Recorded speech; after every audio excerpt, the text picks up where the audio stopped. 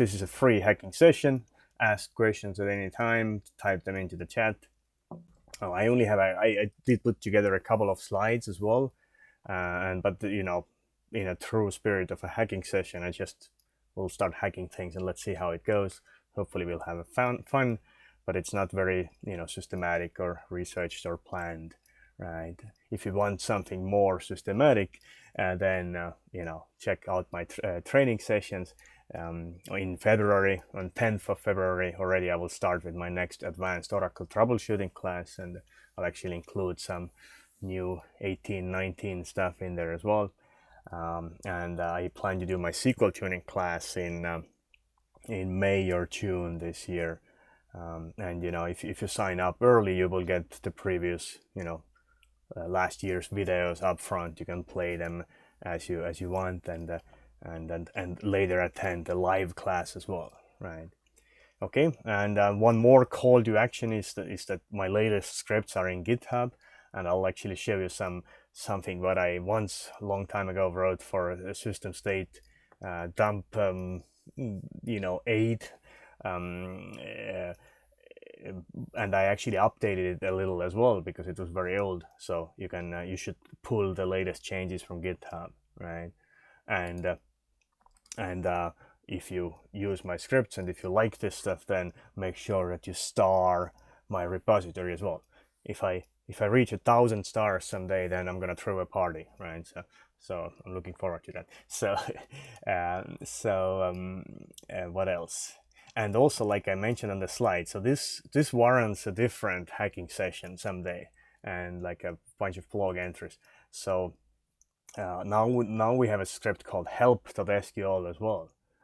So if I look into, let's say, if I go, anywhere you log in, you know, it's you can run help, and you know, let's say latch prof.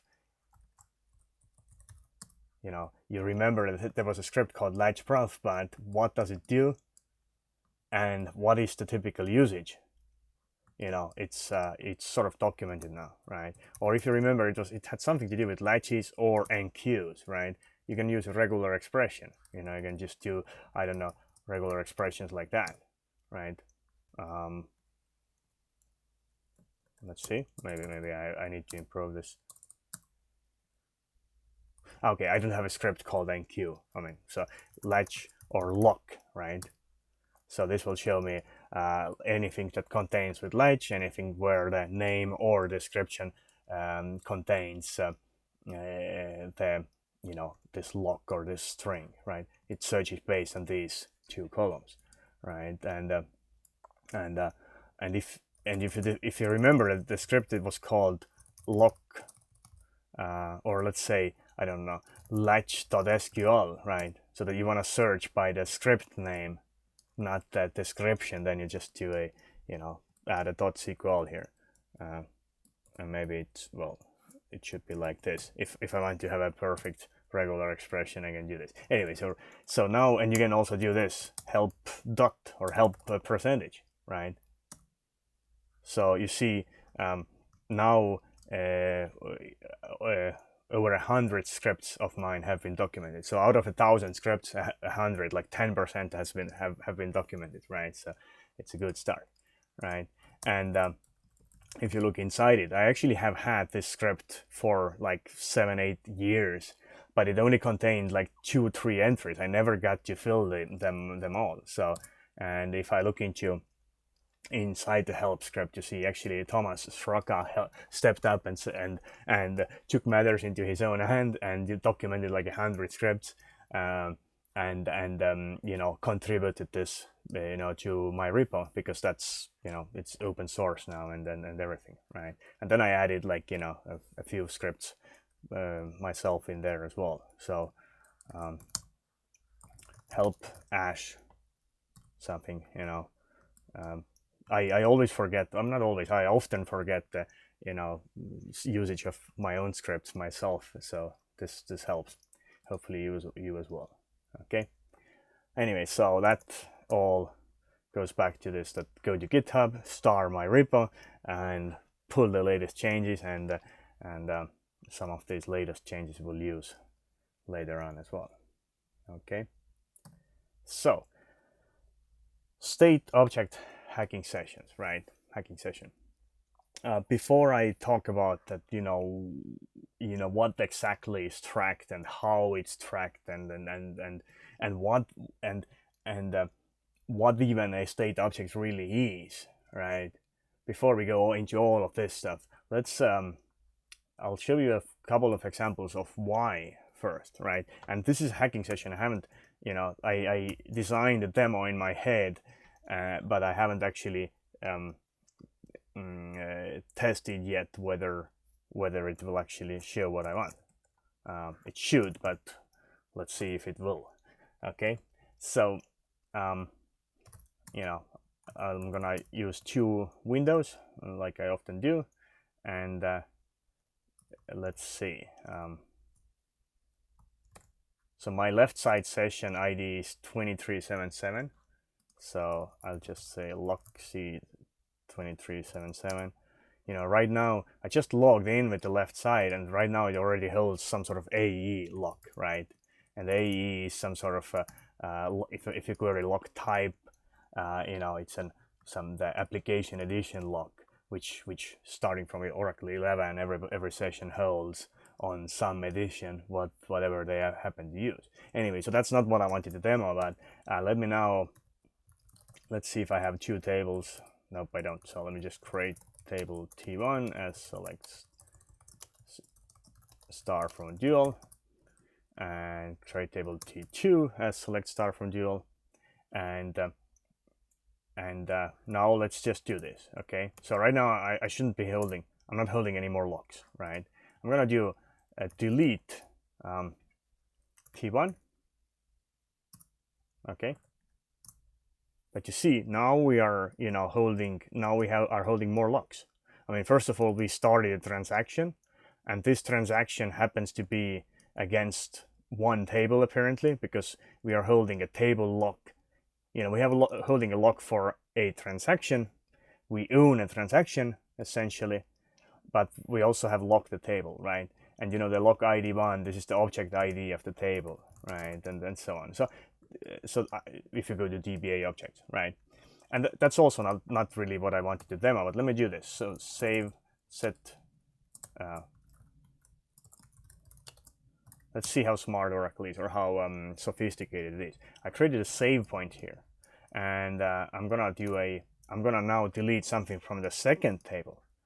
I still have the same transaction, right? I have not committed or anything, right? Now I'm deleting something from the second table, and let's see what locks is my left side session holding now, or what NQ locks, right? So this query is $lock, right? And you see, apparently now we are holding a lock on this object ID, what we just looked into, so this is the T1, and that apparently one more object ID, which is one bigger, and that's that's T2, right? So because my single transaction has modified two tables, it has now we have one transaction lock, and we have two table locks, one on each, right? Okay, and now what I wanted to really demo is, let's see what happens. I know what should probably happen, but let's see if it happens. I'm gonna do a roll back to save point X, right? Obviously, Oracle will use the undo segment, start from the latest change in this transaction, and start applying undo and roll back to the save point what I created, right? So I should roll back this statement, but not this one, because I'm only rolling back to this save point. Okay, so that's good, but let's see what does this say. Okay, my demo worked. You see, Oracle has been smart enough to somehow know that when I'm rolling back a bunch of changes to this save point, then I can also release one of those locks on one of the tables. Okay. And you might say, hey, yeah, there's nothing to demo here. This is how Oracle works. But my question, what I'm trying to demo or ask here is that how does Oracle, keep track of which command took which lock on which object in memory? Because when we talk about row level locks, right, that's a different story. A row level lock inside the table, that's kept inside the table record header itself, right? Every single row in Oracle has a little row level lock inside it, right? So that's a whole different layer, whole different way how it's implemented. But how does Oracle keep track of, like, hey, if I do a rollback to save point, or or maybe I'm gonna run a, let's say I'm gonna run a PLSQL call. Let me do this. Exec. Let's see if I can type right. So I'm just gonna do delete D2. Okay. So now there are no more save points, in the sense that well, the save point is still here, but I already have rolled back to it. So, but that's not relevant anymore. But let me just do this. I'm gonna do a delete from T2, and then I'm gonna do, I don't know, dbms lock sleep. Let's use 20 seconds so I can run the query, and then I'm gonna say execute immediate select. Let's say delete from non-existent. Let's see if I can raise an exception. Okay, you see this started. So you see, again, now we have 2 locks here on both tables. So this is the table 2, right? And because I'm deliberately using execute immediate, Oracle doesn't actually evaluate this query until it gets here. And now it will try to run it. You see, it ran it, and now we have an error here. Okay. You see, we had an error in here. We had an error in the end. We actually deleted something from the table 2, right? And then we slept, and then we errored out. So now, how well do you know Oracle transactional semantics? If I do a select star from D2 now, right? It was rolled back. You see, here we had a successful delete. We did not, we had a successful delete. You see a new lock showed up on this table. We actually had 0 rows in this table, as far as this transaction saw. Then we slept. So let me remind you again, the delete was successful. This table had no rows, but something else later on in this PLSQL query block, or in this PLSQL call failed. And therefore, this is all or nothing. I mean, this is what Oracle gives you atomicity here as well. If you're not using commit in the middle of the block, I don't have a commit in here, right? So this is all or nothing, in the sense that if this PLSQL call fails, then everything that was executed, under this PLSQL call will roll back. So, this is something very simple and very fundamental, right? Even if because in reality you might have 500 different statements here. They modify different tables, blah blah blah blah blah, and then in the end it fails, and Oracle will have to roll back everything that it was done under this call. Oracle will not roll back this up here. You see, if I do select star from T1, there are no rows here anymore, because T1 succeeded in a separate database call, right? And that succeeded. The application got back a okay, done, everything is green, we are done with the delete. But in here, all that this application saw, that hey, the user pasted in a bunch of text, you know, they sent this whole block of text to Oracle. Then we waited for about 20 seconds, and then this whole block of text that we sent to Oracle returned back with an error. So we don't know really, the application doesn't know where the error exactly happened. You know, did the delete succeed at first or not, blah, blah, blah. We don't know that. But Oracle guarantees that if you don't have any comments within this block, then the whole database call will be rolled back, but not everything else. Only the operations done under this database call were rolled back. So we use undo to roll back the actual data, you know, the actual unlock the actual rows and modify, you know, put the old values back.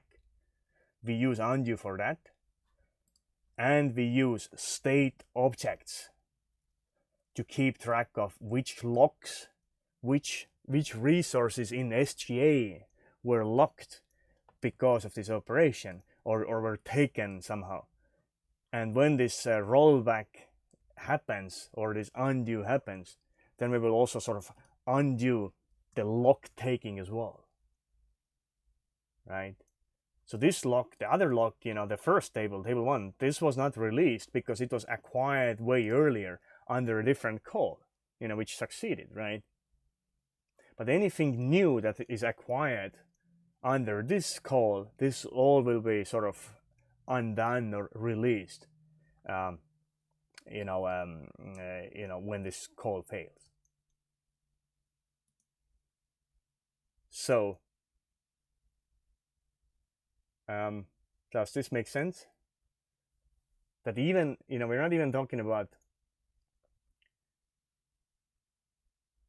even if we are not talking about process crashes or anything like that. I mean, this is just a regular error, and this block may be something very complicated. You know, very many different PLSQL procedures call each other, and then they update many tables. Tables have foreign keys. Sometimes these updates or deletes cascade to other tables, you know, to the parent tables, you know, and the row updates are rolled back via undo, and any memory stuff like SGA locks, you know, pins and curs or open curs or even and stuff like that. These you know, these things will be undone with the help of state objects. Okay. All right. I'm just going through some questions before I go on to the, you know, I want to like cover the fundamentals well enough. Okay. So one question earlier was that I mentioned that, you know, TM locks are on table objects, right? So if I look into the lock, where is the lock type? If I look into the, well, LT script, so LTTM, right? So the ID1 meaning for TM locks, right? The ID1 meaning for TM locks that you will see from reader lock is object ID. So that's how I knew that I could take this number and go to DBA objects and see, you know, what this object ID is, right? And then the question was that, but what object are transaction locks on? You see, when you look into transaction lock, that's the ID1 is not an object ID. This ID1 is actually the undo segment number and the slot inside the undo segment. So TX lock is not really locking any specific objects, because you can have one transaction in your session that modifies 10 different tables, right? So TX lock is not, TM lock is about a single table, but TX lock is not about a single table. TX lock is about your transaction, what your session is using, and it may modify one or more tables, right, under the same TX lock. So TX locks really point to the undo segment number and the slot in the undo segment header. Okay, that's some background. So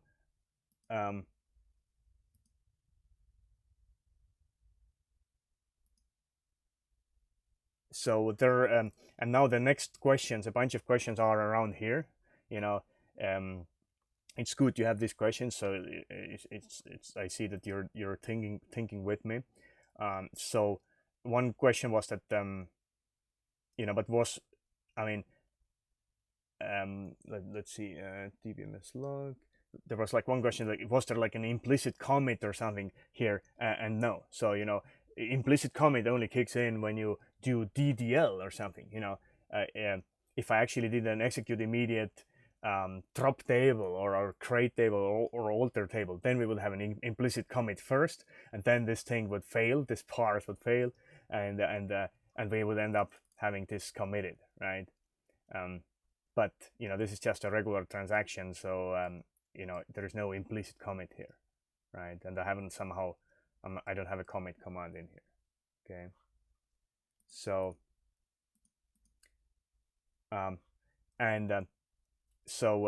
and if I had not created this exception, generated this exception, what would have happened then? So this demo here actually has nothing to do with commits, really, right? This has to do whether, because a commit means that you persist your transaction and others, and others will see that data. Others will see those changes. But we haven't even gotten to the part of committing yet. So what this block is about is whether this block is about how Oracle atomicity works. I mean, this is simple here, right? If this delete statement succeeds, we have, it's just one command. I mean, either this command succeeds or fails. Okay. So there's, nothing, I mean, this is like, that's pretty expected. But what's less expected is that here, I might have a delete, an update, insert, a bunch of other, DML commands, merge statements here. But if the last command or some command later on in the same PLSQL block, which hasn't finished yet, right? If whatever command later on fails with whatever error, then everything you did in this query block will be rolled back. Assuming that you don't have any commit commands here in the middle. So you see, Oracle gives you atomicity.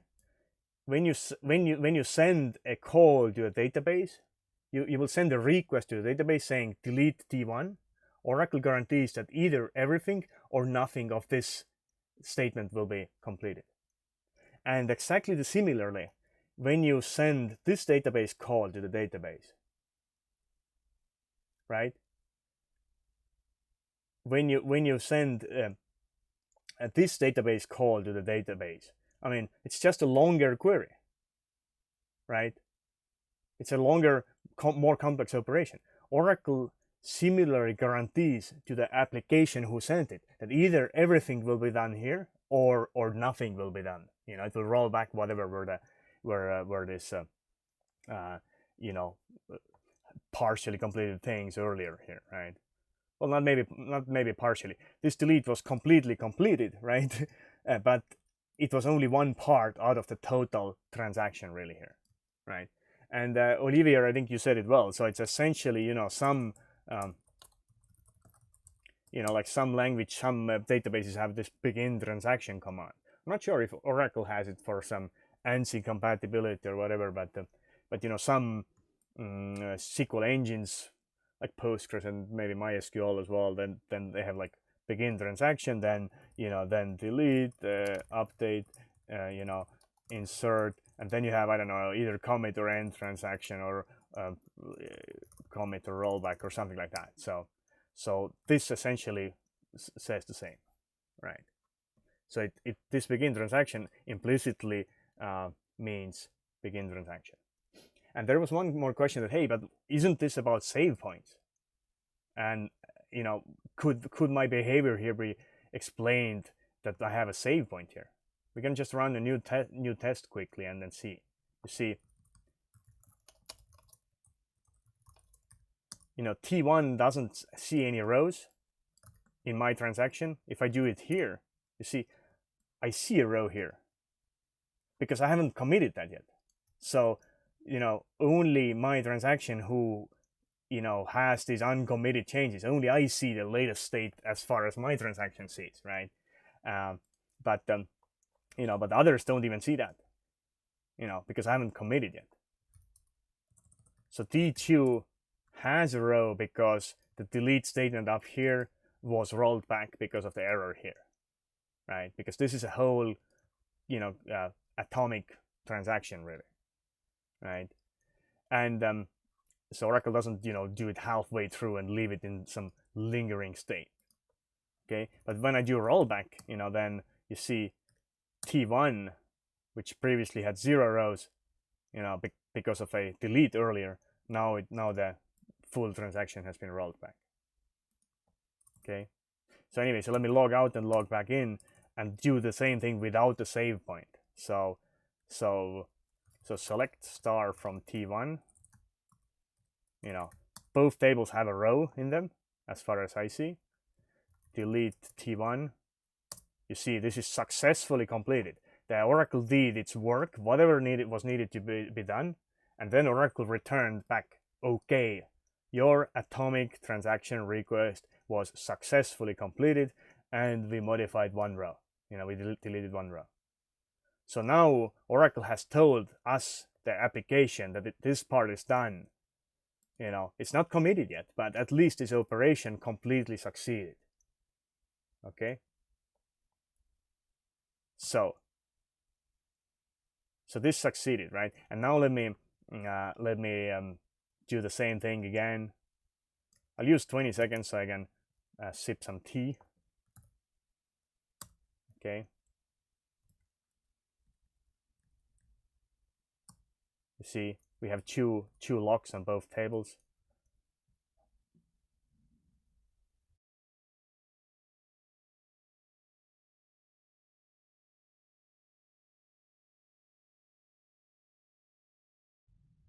Okay, and now this error happened. This particular whole block failed as far as the application sees. The app doesn't know where exactly it failed. All that it knows that this whole statement that we sent to Oracle at some point said there was an error, right? And now let's see where do we have rows. So T1 still has no rows because the previous delete of T1 succeeded and we were given OK back. So you see, Oracle does the right thing. If it has successfully completed and okayed one database command, and now the next database command fails, it's not going to go back and roll back the whole transaction. It doesn't roll back your whole session or kill your session or anything crazy like that. Only this part, this command that actually failed, or this atomic block which actually failed, that will be rolled back. So so T2 still has a row in it. It briefly did not have a row in it, but it was not committed. But then when we got the error here, then Oracle rolled back a data all the way to this begin. So actually, I used a save point manually earlier. Oracle does this thing automatically as well. It's called an implicit save point, right? So whenever you have these blocks, or even this, Oracle creates an implicit save point because maybe you have many more DML statements you did before, right? Every time you issue a new call which starts modifying data, you will create an implicit save point in your rollback segment. And so Oracle, thanks to that, rolled back only those records modified by this. And now back to the state object question. You see, we were using we were holding 2 locks on 2 tables, and now as this rollback happened, partial rollback essentially, or rollback to this implicit save point, you see, thanks to the state objects in memory, Oracle knows that, hey, this TM lock was taken under this call, this database call, and now it releases anything under this database call. Okay.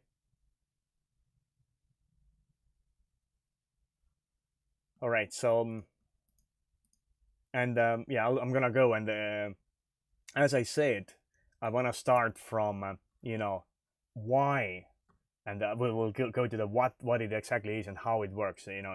Next, right?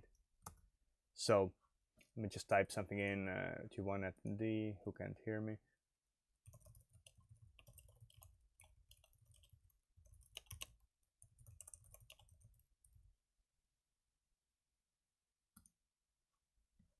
All right. So, and there were like other transaction related questions that, hey, is it possible that, you have a, that another session by another user, could they somehow examine and see uncommitted changes of this transaction? And the answer is no. Oracle does not allow dirty reads. It's a term called dirty read, seeing others uncommitted transactions. Oracle doesn't even allow it. There is no option in Oracle to enable dirty reads.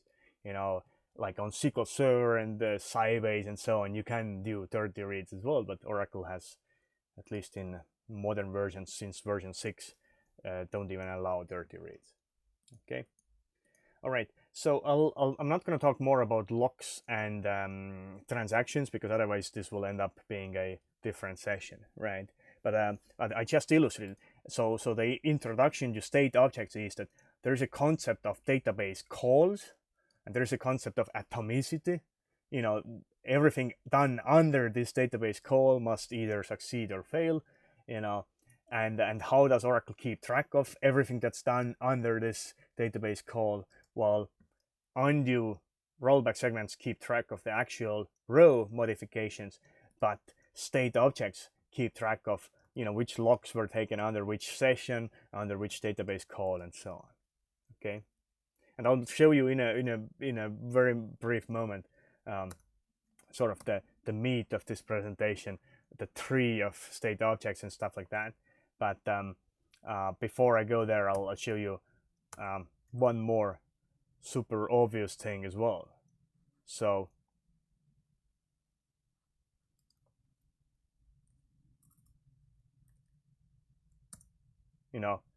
so this table doesn't have any rows, right? As far as I see it, because I just deleted all the rows from this table. But others still see it, right? Others still see the row because they see the old row. I'm not doing dirty reads. Only when this guy actually commits, then I would see this row disappear. That's basics, right? So that's how Oracle works. But I'm gonna just use something silly and obvious. I'm just gonna do kill immediate seed equals. So I'm just gonna do a kill -9 pretty much for that session. So on the left side, right? So well, actually, let me do a real kill -9, so it would be more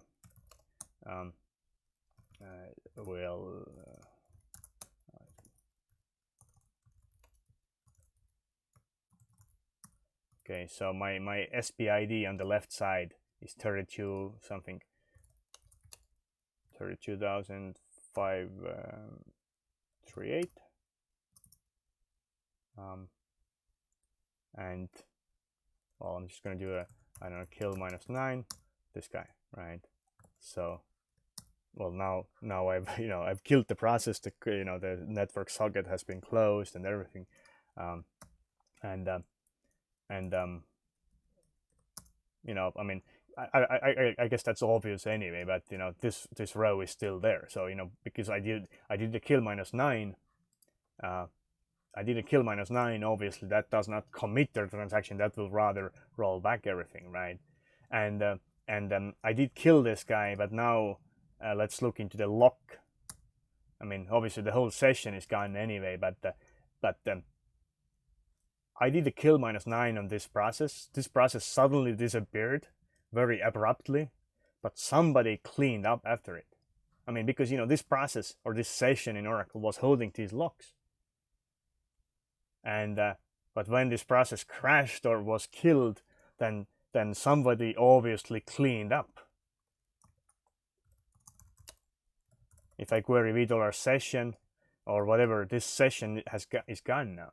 It's disappeared. So somebody did clean up everything that this session did. And now you might ask, okay, but how do you know everything what this session did? Again, when we talk about like actually rolling back row changes, that's where undo comes in. But when we talk about releasing SGA memory structures, locks and queues, $$ transaction entries, all this stuff needs to disappear. All the locks and latches and mutexes and pins and whatever and I don't know, buffer pins and stuff like that.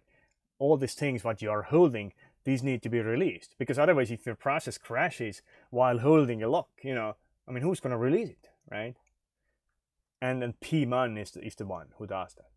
Okay, so this lengthy explanation what I wanted to demo is actually said here, right? So basically every operation, every like lock what you take or pin and things like that, you know, whenever you like reserve something for yourself,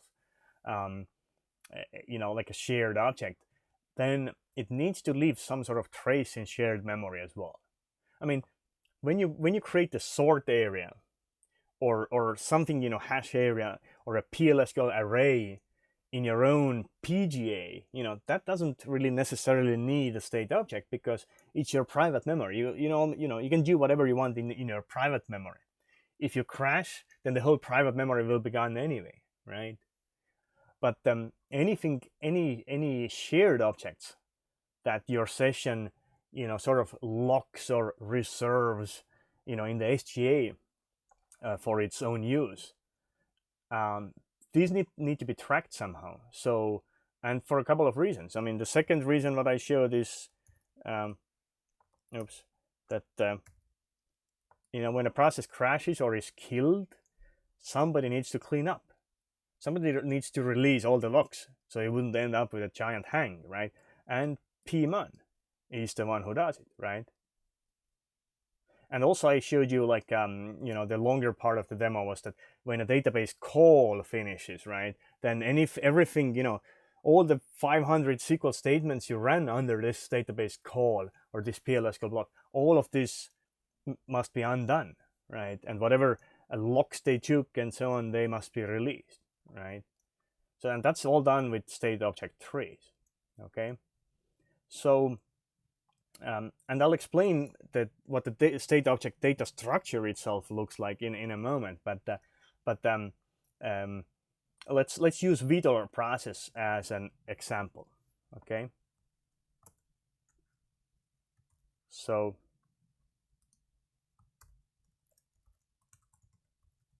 let me do this.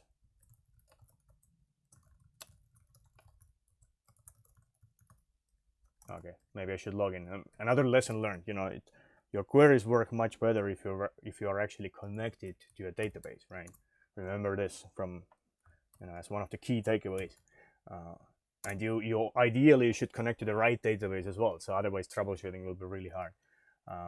Okay, so you see, my processes parameter is 22560 and sessions is this, right? Now when I do select count star and from VDollar process and VDollar session, you know, this number is smaller, right? So the processes parameter defines how many slots do we have in the processes array, process state object array. And sessions parameter also tells you, specifies how many slots you have in the session array.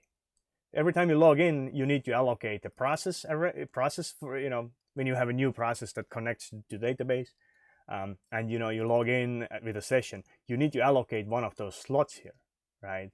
So this is the array size essentially, okay? And currently only 137 processes are logged in, and even less sessions. I mean, how can I have more processes than sessions? Well, you know, parallel slave processes may linger around without having a session, so that they could be easily and quickly reused. You know, a new parallel query starts, and a bunch of sessions go and allocate the already existing processes for themselves, right? Or, you know, shared servers, whatever. So there may be processes that currently are not serving any session. Okay. Anyway, so, but these views, VDollar views, only show you the actual number of allocated slots. You know, how many users have actually logged in, or how many sessions are logged in. So most of these slots are unused. And when I look into the actual underlying $X table under the VDollar process, you see these numbers match, right? right? So this shows me all slots in this array of processes, not only the ones that are currently in use. Okay, and when I look into KS user, then it's the same, right? So the sessions array is 3870, and this is how many slots I have in this array. Okay. And yes, there was one question about the parallel comment. Yes, when a parallel process, when a parallel slave is currently not running any parallel queries for any users, the process is still there, but it does not have any sessions linked to it. Right? It just lingers, waits for somebody to grab it and put a session in there and then do some work. So there's even like a parallel server. When parallel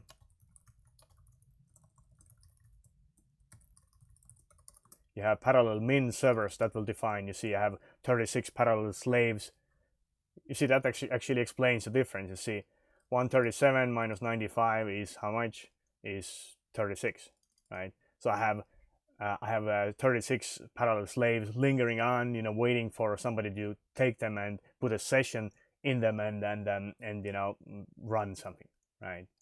So, but also when you have more slaves created because of activity, parallel activity, and now when you don't need a slave anymore, you just stop using it. You disconnect your session from it. I'll show you how that kind of works. But parallel slaves still linger on for 300 seconds, 5 minutes before they exit, because maybe somebody runs another parallel query 10 seconds from now. So it doesn't make sense to do all the work of kind of disconnecting these processes and then launching them again and connecting to SGA and so on. Okay. Anyway, so let's look into this VDOR process. So we have defined that this array of processes in my database is 2,500 processes, right? So, well, actually, maybe let me go back. So if I use what is 137 minus 95, maybe I did my quick math. Okay, it's actually 42, even better number, right? So 42 is a nice number. So yeah, so I did some quick math, but apparently it's wrong. So yeah, so it also helps when you troubleshoot and optimize things if you do math right as well. So anyway, so maybe there is, like, if I look into shared servers, I have 4 shared servers as well. And if I'm actually not using any shared server connections, then these shared server processes are just sitting there as well, and they don't have any session right now, right? So that's gonna be 36 plus 4, it's 42, and maybe there's some sort of I'll leave the 2 extra for later. We can just write the query. I don't want to go there just not right now. So that's actually what, when we look into system state, we can try to figure that out from there. Okay, so most, if not all, Oracle background processes have sessions associated with them, right? That's why you can run like Snapper on things like log writer and so on, or even RMAN processes. You run RMAN, it's slow. You can run Snapper or Ash or whatever on the session that your RMAN or whatever background process of interest is using, and you can measure where its time goes, right? Even things like VKTM and so on, they have their sessions. So only this process doesn't have a session as far as I recall, because it's a phony background process. It's actually something else. So I have a hacking session about that as well in YouTube. Anyway, so where was I?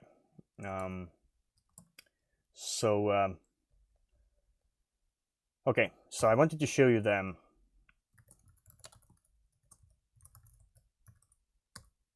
So when you look into VDOR process or VDOR session,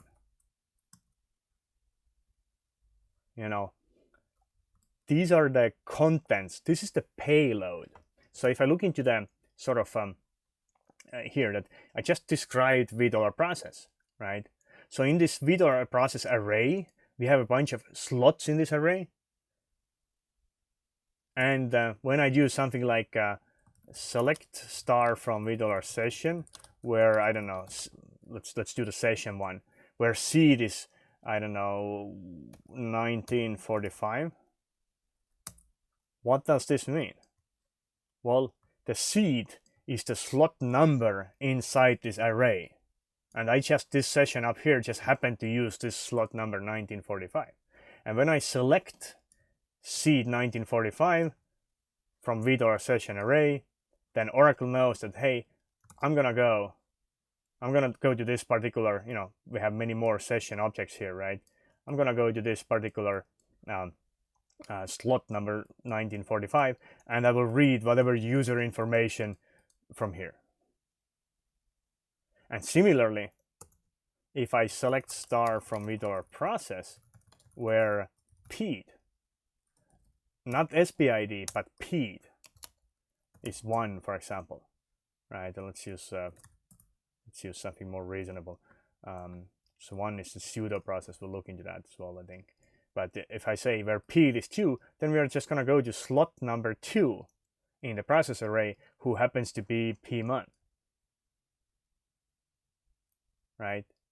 So SPID is the OS process ID. SPID is the Unix, in this case, it's the Linux process ID. And this is actually the slot number in the Linux kernel process array. All of these things are just C programs, and they're written in the same way, right? But if you look into PED equals 2, then we will go into, if this is process slot number 1, this is slot number 2. That's where, that's what we would query. Okay. So when you describe or query this process, you will read this part. You will read the metadata. You will read the payload or the information that I just queried. And when you query session, you will see this part and so on. And when you query lock, resource, you will read something from here. You query transaction, there are these transaction state objects. So this is not a fixed array, this is a segmented array, but that's just a detail. Okay, so state objects contain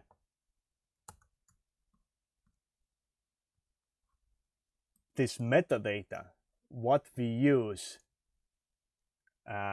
every day. So there's one question: does each slot contain all column information for that slot? So I guess what you mean. So basically, every slot here, let's use the session. So every element or every slot in this array contains all the fields you see when you describe session. So this is just session ID seed 1, seed 2, seed 3, and so on, right? So it's every element for session is multiple kilobytes, right?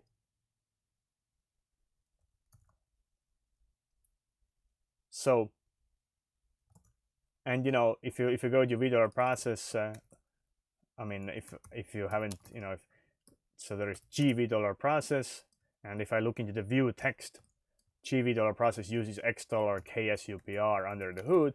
If I describe it, then it tells me that, hey, this has 54 columns. The $, this is the actual C structure, which looks like a table, right? And these are the internal things what we have in here. And I have a script called xdescribe as well, which even shows you some offsets as well, right? You see that these columns, it's not perfect because Oracle doesn't always report everything perfectly, but it tells you that, hey, this whatever column this starts from this offset 1 kilobyte from the beginning of that slot of that process, right? And and it's 4 bytes in size. It's just this particular column. So some varchar columns are like 24 bytes in size and so on. Okay. And if I look into $k as user, that's the VDOR session state objects payload, right? What's in there? Then you know, you see the offsets 2 kilobytes. You see this whatever flag column is somewhere at 9 kilobytes. So every session, you know, if your session's parameter is 1,000, you have 1,000 sessions maximum, then it's going to be 9 kilobytes or more, even possibly times 1,000. So you need like a 9 megabyte array length at least. So you know, one thing what I forgot to mention, what I wanted to mention in the beginning, remember, Oracle is just a C program. And how do you write complex C programs? You know, you're going to end up with a lot of arrays and stuff like that, right? So and these are some arrays used for keeping track of what sessions are doing. Okay. So this is what you have inside the state object. This is the metadata payload. And of course, you know, again, it's depending on the C structure size. I mean, the process metadata is less. It's only a couple of kilobytes per process. Session is like 10 kilobytes or more. Transaction state object, you know, we can look into that. We could describe that as well and see. So they are not the same length. You know, it depends on how much of metadata there is to keep track of. Okay. And you see, I deliberately, when I talk about the payload, I deliberately, you see, I did not select the whole box. So the contents, what we can query, these are, you know, usually they take the most space of the whatever array or structure is used. But every state object or every shared object which can be used like that, every shared object is prefixed by a structure called I think it's called KSSO in the Oracle kernel, right? It doesn't really matter, you know, in this context. So that there is a generic data structure which Oracle automatically puts in the beginning of every slot, you know, in the VDOR session, VDOR process, you know, latch hold objects and so on, and so every state object type actually has, you know, there is a I think it's like 40 bytes in size or something, a little structure, like a prefix in the beginning, right? And I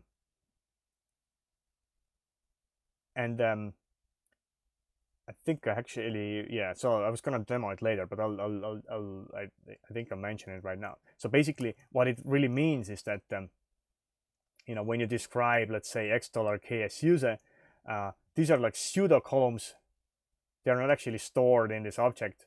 This is the address where the slot starts, and this is the actual, you know, data. But you see the offset is kind of all 0 for these guys.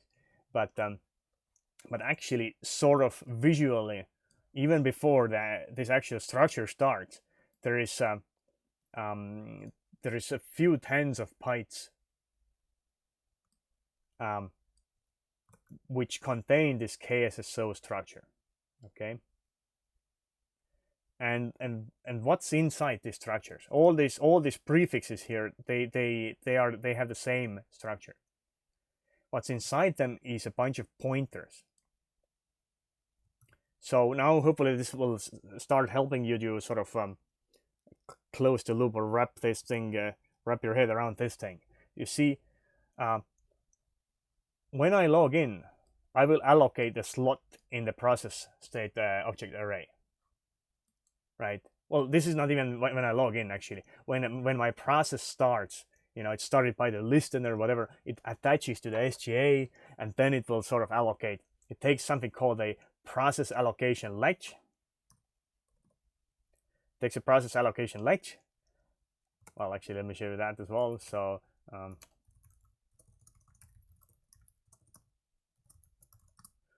So there is a process, not a process, just latch called process allocation, and then there is a latch called session allocation, right? So this, every shared object needs to be protected so you don't accidentally corrupt memory structures when you have many users doing the same thing at the same time, right? So you attach to the SGA, you take the process allocation latch, you find the first available process state object, and that's going to be your process state object, and now you continue with the login process, right? So you continue to the login part, and you will take a session allocation latch. You will find the first seed available, first available slot from this array, and and under the protection of the latch, you will sort of take this object to yourself. You just set the flag, you flip a bit in here, you say that, hey, this is taken now. You put your username info in, whatever info, module, action, program, all this stuff in there, what you see in video or session. And one more thing, one of the important things is that since this session is owned by this process, there will be a pointer. That's why I mentioned that there is this prefix. So the pointer actually sort of comes from here. There will be a pointer. Let's do it again. There will be a pointer from this process, from the parent state object to whatever it owns, right? And now maybe this, once we logged in, now we ran some sort of a delete statement. Well, we have to first look up, and we do a soft parse. Soft library cache lookup is a soft parse essentially, right? So we look up and see if we find a query what we can reuse from shared pool. And yes, indeed, in this case we did. I'm not doing a hard parse, and what it means is that we will find where this library cache object is. We will create a library cache lock object, and library cache lock object, which you would see in $kglk, right? Or in the more modern versions, you have with our library cache locks, or essentially with our open cursor. When you query with our open cursor, it will also go through. If I look into the view text, you see with our open cursor actually goes through library cache locks. So this is kernel generic library cache locks. So anyway, so we found where our query was. We found where the entry point to our cursor, parsed cursor, was. We allocated a library cache lock object, and this library cache lock object is also prefixed with a state object prefix structure, like everybody else, like most other objects here. And why this is needed? It is needed so that we would be able to put a pointer, essentially from here to here, that hey, there is a child under here. And you may open up many cursors, run many operations, take many locks, all under the same session. So you may have hundreds or tens or hundreds of objects under this session. And how Oracle arranged is that this prefix here, it's also like it has some linked list pointers as well. It has a pointer that who is my parent. It has a pointer that who is my child, but it also has that who is my sibling at the same level. So there will be a pointer to this guy because we took an enqueue, and there will be a pointer to a database call. Remember when I did, I guess it's gone now, but when I had begin, blah, blah, blah, essentially we are starting a database call, which may have many different operations under it, right? And a call state object is used for that. Right? And now if this database call will actually run a transaction like a delete, what I did, we will allocate a transaction state object for ourselves. So we are going to go to transaction. There is actually a transaction allocation latch, and under the protection of that latch, we will go, and allocate a slot from memory, in video transaction segmented array. Not everything is a fixed size array like process and session, and and this slot here, it has the transaction metadata, but the prefix of this slot again is essentially the state object. And the whole point is that we will be able to have pointers in place, so we would keep track that who is using what.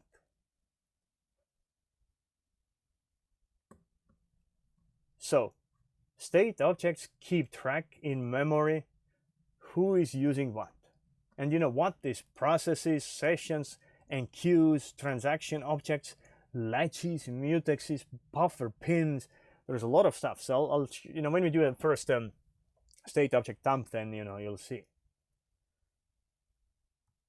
So state objects keep track of who is using what, and thanks to the pointers, we will know the whole tree, that this process and this session is holding an interest, or has locked, or has allocated something from all of these different things. And if we need to do a partial rollback, like let's say that this database call failed, right? We don't want to, the session is still there, it didn't die or anything. If the database call failed, then everything that's under this database call state object, that must be undone. So for every state object type, Oracle actually has a undo function for that particular state object type. So if you see that, hey, this call state object has a transaction type state object under it as a child, then let's call the undo function for this state object. And the undo function for this state object knows how to read this slot, how to go to the right undo segment, under, in this transaction, and how to apply undo and do whatever is needed, right? And probably this call state object, well, if the call state object took additional locks, like in my earlier demo, we would have an enqueue. Well, that's supposed to be enqueue. We would have an enqueue state object here. Well, actually, the arrow would not be here. The arrow would be here. It's a linked list, right? And then when we need to clean up after this failed call, then we will just go here and see, okay, here's a state object of type enqueue. Let us call a function called, release enqueue, or whatever is needed to be done. Okay. So if a call failed, like in my demo, we would just walk through all the tree under the call and undo whatever is needed. But if the whole session gets killed, let's say that I will issue a kill session command, then we would ask this session to clean up everything under it. If you do alter system kill session without any immediate or any options like that, then you will essentially asking this session to clean up after itself and exit, right? That's what this kill session is by default. So that this session, would then go through all its children and call the undo function. It goes to the call state object, but it cannot release it yet because it has children under it. So it will descend deeper all the way to the bottom, release whatever is needed, and then finally it can release this. And now finally we can exit this session, release this slot in this array, and then release this process, right? And then exit the actual process. And the third variation is that what if somebody does a kill -9, or the process just crashes just very abruptly? And that's where pmon comes in, right? Pmon wakes up every 3 seconds typically, and it goes through the list. Basically, it goes through with our process.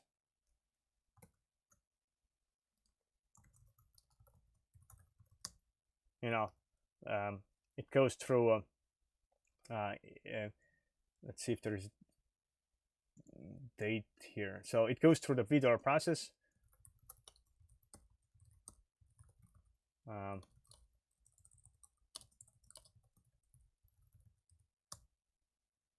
see, pmon goes through VDOR process and sees, okay, next slot. In the next slot, we have a process where the OS process ID is supposed to be 10,338, and then it goes and checks at the OS level. On Linux, it's in the proc, from the proc file system. it checks whether such a process is still alive, whether such a process with this ID is still there. And if yes, then it's good. This process is alive. It will move on to the next one, right? It actually doesn't only check the OS PID, but it also checks the start time of the OS process. It actually has recorded, it records that in its array as well. Because if there is a chance that next time pmon wakes up, this process has crashed, but somebody else has reused this process ID at the OS level, Oracle is smart enough to realize that, hey, this is not the same process anymore, because its process start time is not the same as it was. So anyway, pmon goes through this list. It knows what OS PIDs should still be alive, and if it finds one which is not alive, that's when pmon realizes, hey, this process with this SPID, it's actually not there in the OS anymore. It's gone. And now it's pmon who initiates the recovery, or the sort of the undoing of everything. Pmon descends. It knows that this is the slot. This is this process slot, which is dead. So at OS level, the process is gone. But the state objects and all the locks and transactions are still there, because Oracle doesn't know that the process was gone, otherwise. But pmon then will descend all the way to the deepest levels of the state object tree, thanks to these prefixes and the linked list pointers and parent and child pointers, right? And it will undo this. It will call the function to undo this, release the library cache lock. It will go on to the next child. It will undo this, release whatever lock this is, and then we'll go to the call level. And it cannot immediately undo this. It will have to descend to the child, and it sees, hey, wait a minute, we have 10,000 undo records to apply. We have to undo a bunch of rows or changes, and when this undoing finishes, it will release this state object, this, and then it finally can release all of these things, and now a process cleanup has been done.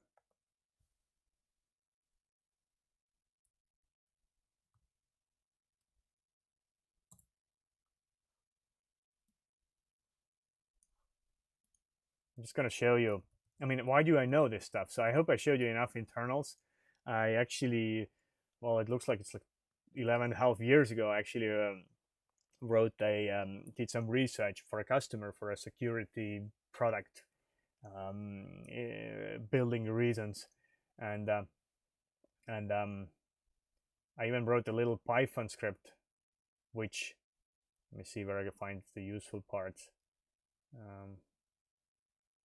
So so this is the state object header. This is the prefix layout that I mentioned, right? So it's the first byte is, and this was from on a 32-bit test system. So this 4-byte length would probably be 8 bytes in a 64-bit system, right? And a first byte is the state object type, the number of a state object. That differs based on you'll see when we do a system state dump, you'll see that this may differ across database versions and platforms. State is 1 byte, which is just a bunch of flags. Is the state object currently allocated or not, and or used or not? And then the pointers, what I talked about. You see, there are 5 pointers. Pointer to the parent, pointer to the next and previous object in the same level, and first child and last child under me. Right? So that that these linked lists are actually like a double linked list, or going 2 ways, and actually every object has a pointer to its parent as well. So that's going to be important to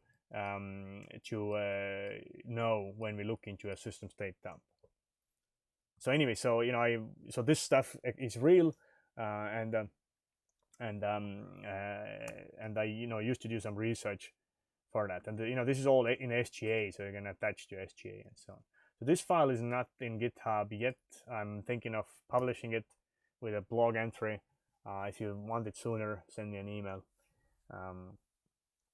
So I need to tidy it up because it's actually was written for a customer, so I'll make it a bit more generic. Okay.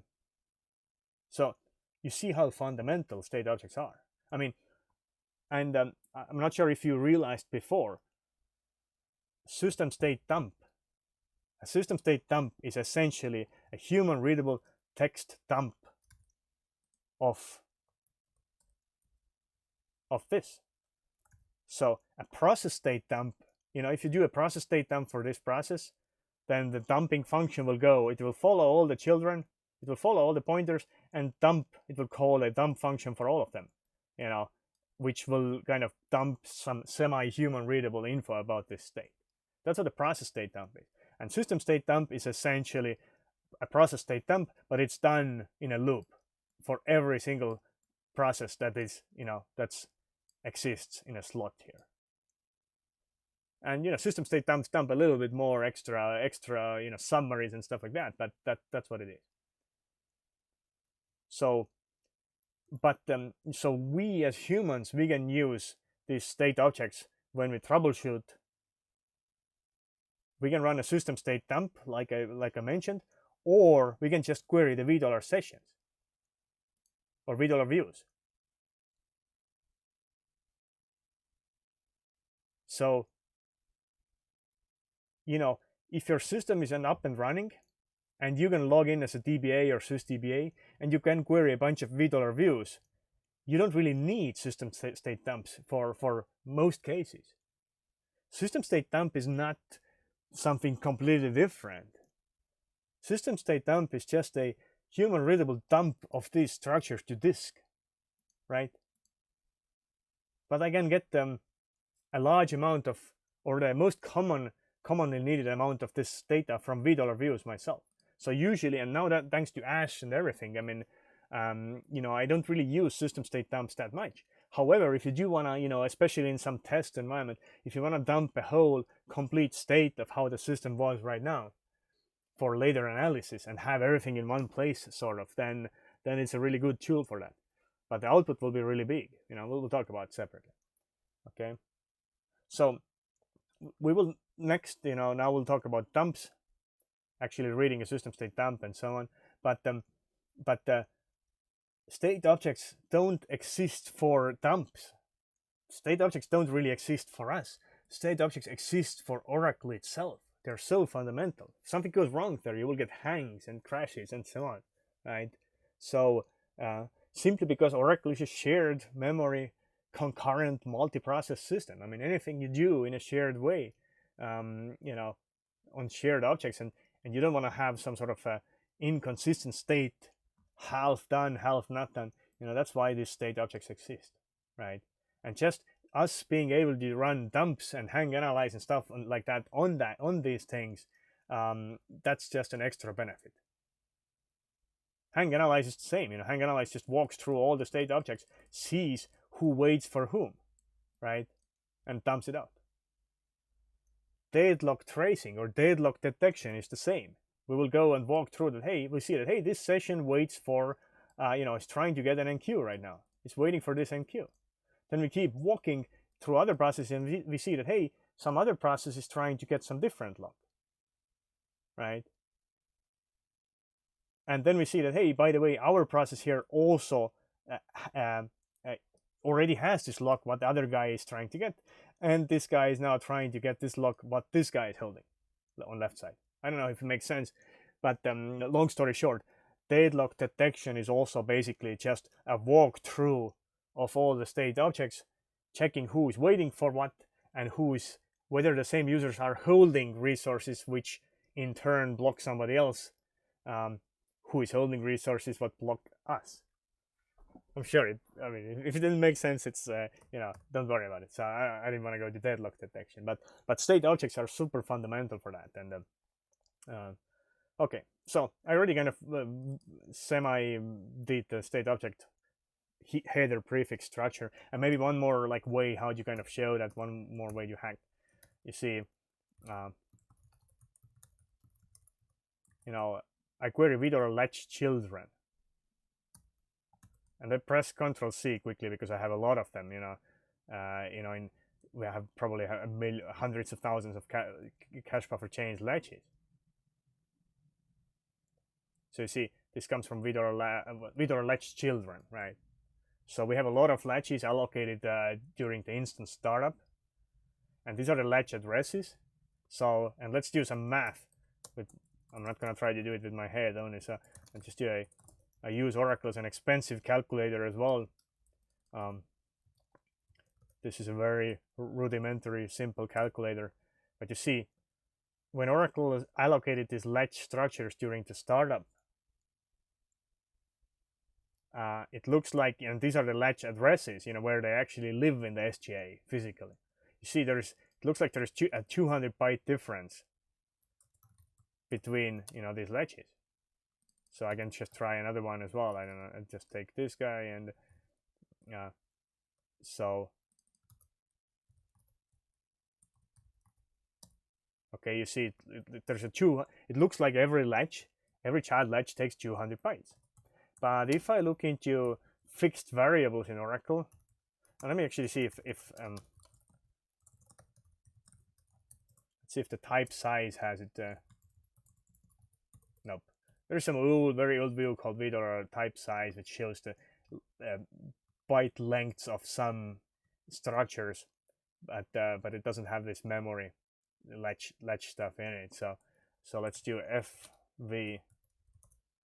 I'm just having fun right now, so just showing what's possible. So I'm gonna show fixed SGA variables where the variable name or the data type is KSLLT.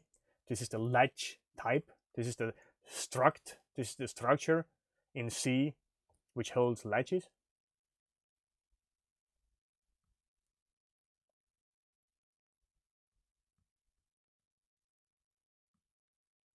And you see there's a pointer to a latch. That's 8 bytes, right?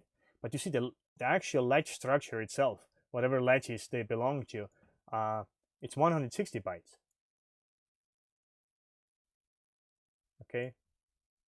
So you see the difference between the latch addresses, which are next to each other, is 200 bytes, but the latch itself is 160 bytes. So let's see if I get my math right. Let me just make sure that I'm so 200 minus 160. Well, it looks like 40 bytes. Okay. And when I go back to this guy, so let me just go to the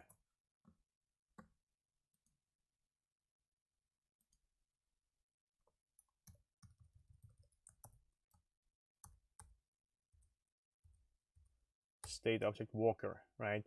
So this was from a 32-bit system, right? So so that should be, if they have, that's actually interesting. So if it's 8 bytes per field in this prefix, that's what is it? 8 times 5 is 40 bytes, right? There is a prefix here as well. So I cannot answer that right now. How come it should be like 42 bytes? But I'm not sure if they're trying to do something smart. But anyway, long story short,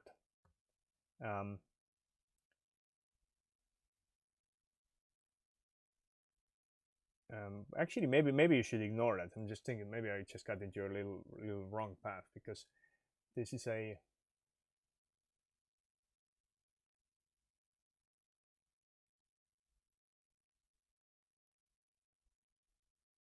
yeah, let me do the latching thing separately. So maybe I just confused myself. So anyway, so ignore the last 2 minutes. Yeah. So many of these data structures do have many of these in-memory data structures which live inside the SGA and can be like shared or allocated, and between different users. Then they have state object prefixes for this reason, so we could put pointers in place, right? Okay, so let me have a sip of tea, and then let's see how we would actually dump this information. So now we're actually just going to dump a text representation of this tree, right? And let's see if it's useful, right? And as I said, again, I mean, if you can log in and so on into the database, then you can query most of this info from the $V views yourself, right? So SystemState dump dumps out the structure, the hierarchy, who owns what, and it dumps out the contents, right, of VDOR transaction, and so on. So textual dumping of state object trees. And you see, I'm already close to ending this thing. Well, not really, right? So if you have attended my previous hacking sessions, you knew what to expect. So I'll go on for another half an hour, I think, and we'll wrap up at the full hour. And if you have to leave, now, then there will be a video in the evening. Okay. So hopefully now it makes sense what a system state dump means. We are actually just dumping this tree, right, in a human DBA readable form, right? So how do we, I'll say one more time, in the modern days, because of Ash, active session history, and also because of hang analyze is very good, in modern days, I don't really use system state dumps, okay? But when I research, but there are some reasons when you want to, not only hangs and so on, but when you want to troubleshoot leaks or some, also in some cases hangs, but hang analysis has gotten so good, so you don't really need system state dump for it. Because if system state dump were an easy thing to do, then it's easy, just run it and maybe use it later and maybe not. But if you do a system state dump for all of your 5,000 processes in your database instance, right, that's going to be a heavy operation. It's going to produce, if you run system state dump in your session, it's your session's process who's going to be on CPU. It's not going to use a lot of CPU in if you have like 100 CPUs, you might use one of the CPUs for dumping. But what it will do is it will create a really large trace file. It can be hundreds of gigabytes in a big system with a lot of open cursors and a lot of buffers pinned and stuff like that. So it can be a heavy operation for your local disks where your trace dump destination is. You fill up your disk, or you cause a lot of unbuffered writes into the trace file, and your operating system file system cache gets full of dirty blocks. And Linux, if you use default swappiness on Linux is pretty, older versions of kernels at least are pretty, or older distribution versions are pretty happy to swap out process memory in favor of caching things in file system cache. Because trace files don't use direct IO, right? So trace files go through file system cache. And you have a lot of dirty blocks there, and you may cause swapping problems as well. And then you have a 50 gigabyte trace file. Are you going to open it up in VI? And so on, right? So then, let's see what to do there. Okay. So you can run, let's say you can run a process state. So, if you're researching a specific process, you may maybe diagnose your locking problem with Ash or VDOR lock or VDOR weight change or something like that. And then it doesn't make sense what your process is doing. What is the ultimate blocker doing? You might run process state dump only for that guy, and with the sort of like the maximum level. You see, level 10 is the old way of saying, not completely maximum, but it's it's a detailed dump. And starting from 10G, maybe, I don't know which exact version it was, if you add this bit, into the, if you add this value as a bit, if level is 266, then it will also dump out short stack traces. Okay, so if I do this for myself, I can, well, let me just use, I have locked a table in shared mode, and I have caused some trouble. So let me just see, if I look into Ash data in the last minute, you see I have like about 9, close to 10 sessions who are waiting for NQ TM contention.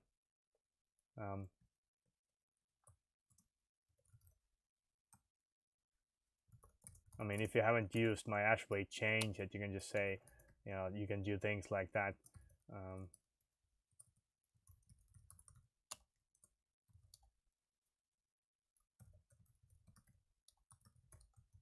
look into last minute. So I'm not gonna go into this because I have another video of that in YouTube. But you see, I have a locking problem here, right? So, and you know, I see like 10 sessions have been trying to get the TM lock in mode 3 on some object while doing an insert, and all of them have been blocked by this session. Who it looks like this guy is idle, because otherwise, you know, I mean, Ash didn't find any records in the last minute for this blocker.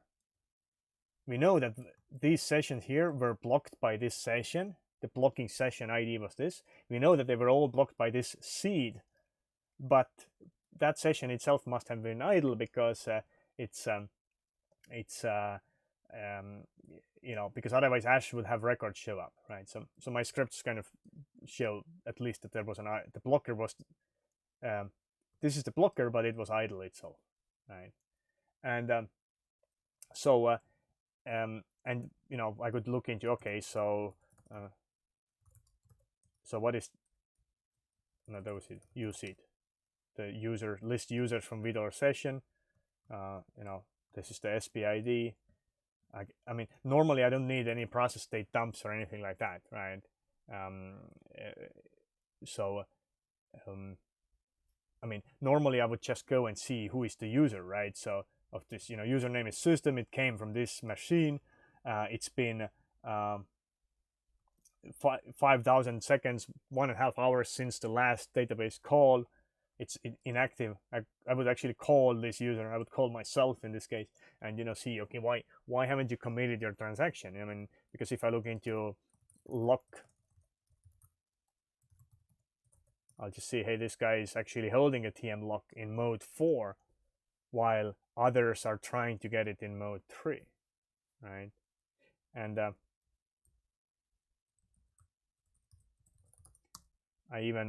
even if you use the object and object type column, it even tells you what, if there is a corresponding object to the that we can find for the Ash records, then it even tells you what it is, right? Apparently 5 sessions wait for a TM lock on this table, and actually, interestingly, yeah, I think so. We are not actually trying to get the TM lock on indexes, but since the object, so this is what may show up with foreign key relationships, that you're trying to update a table, you know, this table, but because of a foreign key, we have to check whether a customer has such an address. Then it looks like the object ID is the index. So anyway, so I didn't even want to go that deep, but but what I'm saying is that you don't need to use process state dumps and stuff like that. But anyway, so if this session is the ultimate blocker in this case, or is the blocker, so I can attach to that session with OraDebug, and I have a script for that, because OraDebug by default cannot doesn't have an API to attach to a seed. It only knows how to attach to either an process slot number in Vidor process or the OS speed. So I do a little translation in between. Now I have attached to this process, and I will say OraDebug dump process state level. I don't even need level, I think 266, because, you know, I used OraDebug because I wanted to sort of attach to the troublemaker and then run a dump for that guy. If for some reason you wanna just run you know, process state dump for yourself, then you just do that, right? And you see here is well, even though it's a system state, Oracle event structure allows you to say immediate, you know, dump for my session right now. Or you could just say that, hey, whenever error number 60 happens, well, what is error 60? Deadlock. Or whatever number you put in here. If it's a valid error and when it happens, then you know, whatever you specify here will be done, right? And you might well, whether you want the system state here, that's a different topic, but you can create events like that. But I used OraDebug because I wanted to attach to a different separate process. anyway, so let's see. Let's go to the trace file location. So SPID, what I'm looking for is 18406.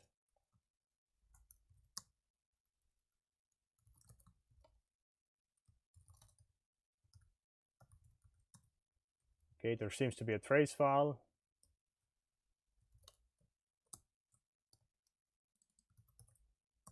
Okay.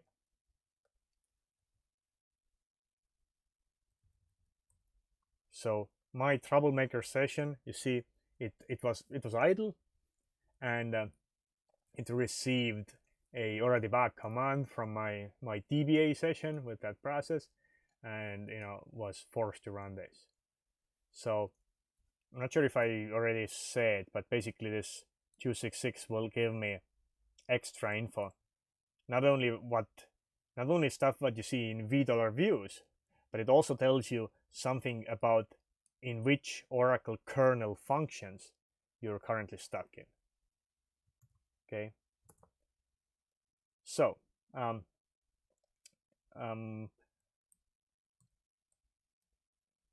have a slide about, actually it's the next slide, about how to read these things, and maybe I should go there first. So let me just yeah, let me do that. Okay, and then we'll go through this file, and then we look into a system state dump, and then we see how much time we have left.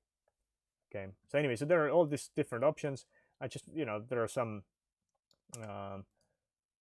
if you want to learn more, I just Googled and found a reasonable article, and there is a My Oracle support document, about the levels as well. The levels come into play when you want to do dumps in rack, and you want them to be smaller. It's possible to say that, hey, use 256 plus 2. So I still get the short stack traces of the C, where in the C function calls my process is hung in, but it's not like plus 10. So it only dumps out like limited extra info. So you're not going to get, if you use 266 globally with system state dumps, it will dump out the rack log elements and stuff like that. So it's a lot of output. It takes even longer time to run, and takes more disk space as well. Okay. Anyway, so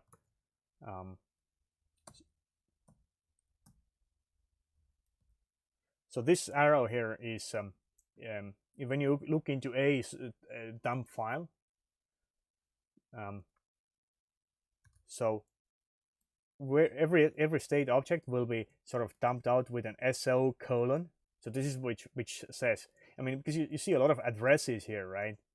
A lot of different addresses, but SO colon, that's when I use a text editor, I search for SO colon and this address. I know that's how I search for where in the trace file this particular state object is dumped, right? State object address, right? Let me have my tea, and I go on.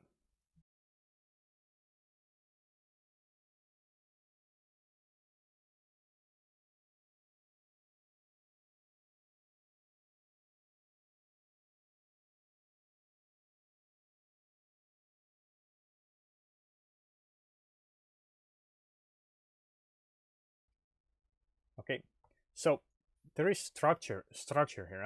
The trace file is it's very long. If I go to the end of the trace file, this is just my process, which wasn't really doing that much. It hasn't locked many tables, and hadn't opened 1,000 cursors and stuff like that. It's already 1,800 lines. Okay, and a system state dump will be like way bigger, and you'll have like millions of lines in total when you have many processes. So the question is that how do you navigate through this structure, right? And so one thing what you might notice from here is that let me just use, you should see me drawing a box here. So if I go to the bottom state object, you see, if I look into this side, you see it's indented. So the session state object is indented a couple of characters to the right from the process. So that's one visual way So you say that, hey, we are looking into the process. You see process slot number 17, right? And now this information here is what you would see in $v process. So we are essentially dumping out, things like that. What is the OSP? That's part of $v process. The program name is also in $v process. We have a program in $v process, and we also have a program in $v session. Different things, right? This is just the contents of $v process, which you can query yourself, if the database is still up, right?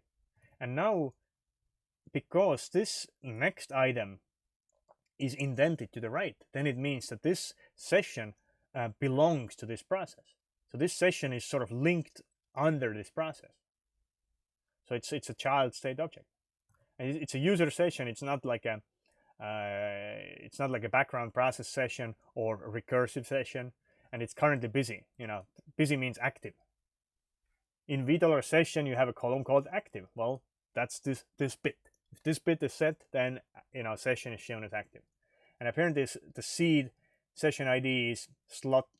Seed is 152, and there is a lot of extra stuff what you see here. If you go to the trace file, if I search for, just in parentheses. So the first session I see here is this guy.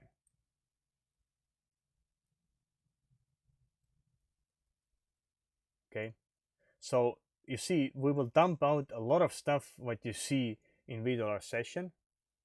You see a service name of this session, obviously seed, serial number, if it's like linked to a transaction, username is, user ID is 9, and that corresponds to system. This is the edition ID we are using. $v SystemState area lives here in this address, so it's like a pointer there. Service name is this. Client info, OS user is Tanel terminal. The client OSP, machine, program. You see, does it start making sense, right? You describe $v session.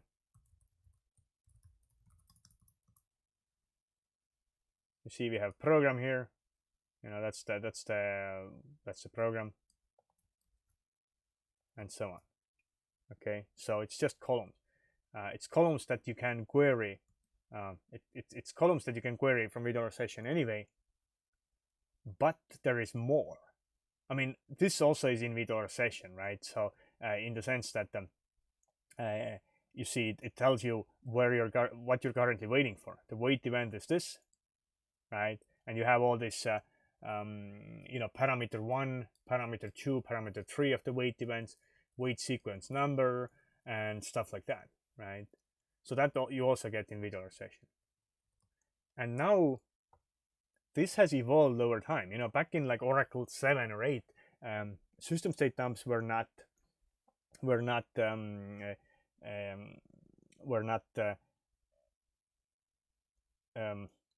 were not as sophisticated, right? But in this case, it's system state dump almost does a little bit of work like hang analyze does. It actually says that, hey, wait a minute, this session who is currently waiting for this thing, essentially being idle,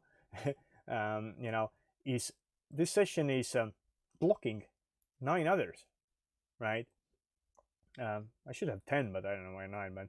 But maybe somebody timed out at the same time at the point or something. But and it will helpfully dump out one waiter. I mean,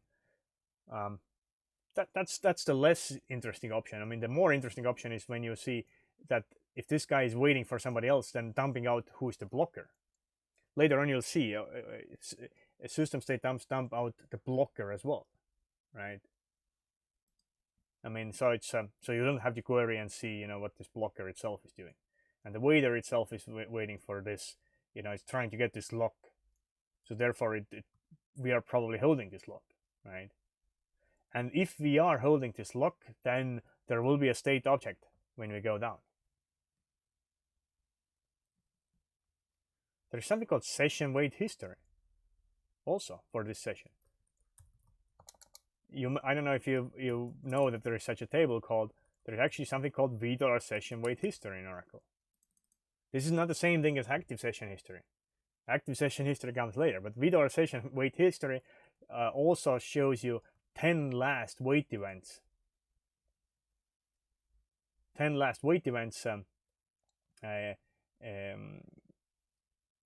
you know, of this. It's not sampled. It's actually actual 10 last wait events in this session, or 10 previous wait events. And then you have sampled session history. It actually dumps out, even if you don't have licenses, it dumps out ash, you know, like a 2 minutes of ash records as well. I'm not sure why it's okay. So, and in my case, because my session, what I'm examining, this guy was idle all the time, then it just says, hey, we were idle all the time. But if we were actually doing some work, then we would see, you know, ash records dumped out as well, just to see a bit of history of this process. And now there is a lot of stuff which might not show up in $v views, or possibly, you know, this if you have this, I think this is so this is now related to resource manager. So some things, you know, you might actually find from some $v views as well, but there will be things which you won't see in $v views anymore. So this stuff is mutex get history. Latches have something called $v latch holder. You can see latch holders from there, but the mutexes don't have that. So they do use this shared memory operation logs for recovering and releasing mutexes if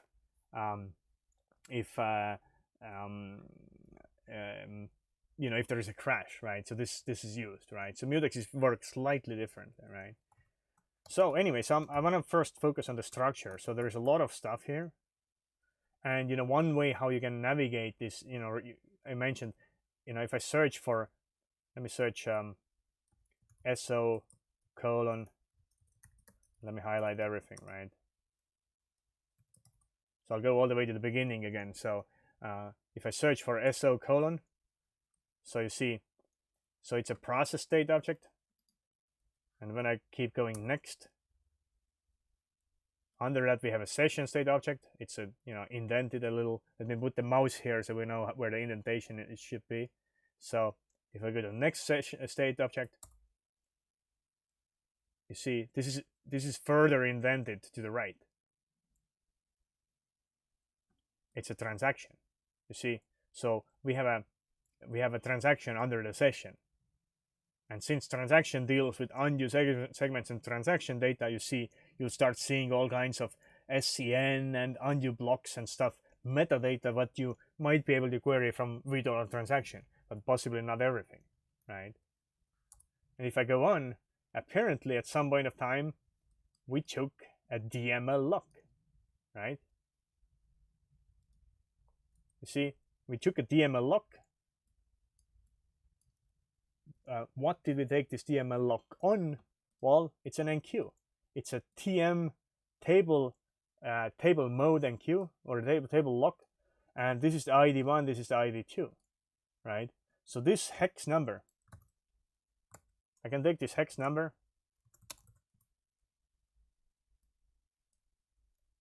and convert it to decimal, and I can go to DBA objects. I look it up by object ID. So again, you see TM locks, the ID1 meaning is object ID, right? And I query DBA objects by this, you know, decimal object ID, which I just converted. This is the table, right? So we are holding this DML lock, right? Well, this is the decimal. Table is this number, right? So that's the object ID of the table, which is essentially the same thing as this, right? And we're holding this lock in mode 4. I mean, if you want to understand the lock modes a little more, then if you can look into the lock script or documentation, then mode 4 is sort of we take a shared lock on the entire structure. Okay, entire table in this case. And you see there is more. You see there is indentation is different now. So this DML lock belongs to somebody different than this, because their indentation is different. And that's why I have this. That's why I have this pointer here. So this, there's the programmatic way to find who is the owner of this lock. Really is you look into owner and you use your text editor or something and you walk backwards, right? You search. You see this number here is the same as this. So what I do with an editor, I mean, I have another option as well to make life a little easier. If in this big data file I want to understand, or in the big trace file I want to understand who owns this lock in my session, really, or in my in this context. So I just can search backwards. In VI I search backwards with the semicolon, but I don't want to see everybody else who might be I don't want to see these pointers, other objects which might have the same owner. I'm gonna say this. I'm searching for SO colon and this address. This will sort of guarantee that I will jump to the actual state object itself, who is the owner, not some other lock which might point to the same place.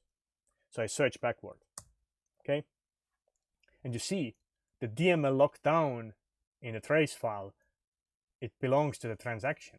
So this transaction took this DML lock because it wasn't already held previously in my session. So it took the DML lock, and if this transaction, should this transaction fail and roll back, it will release the DML lock as well, because the DML lock is under it.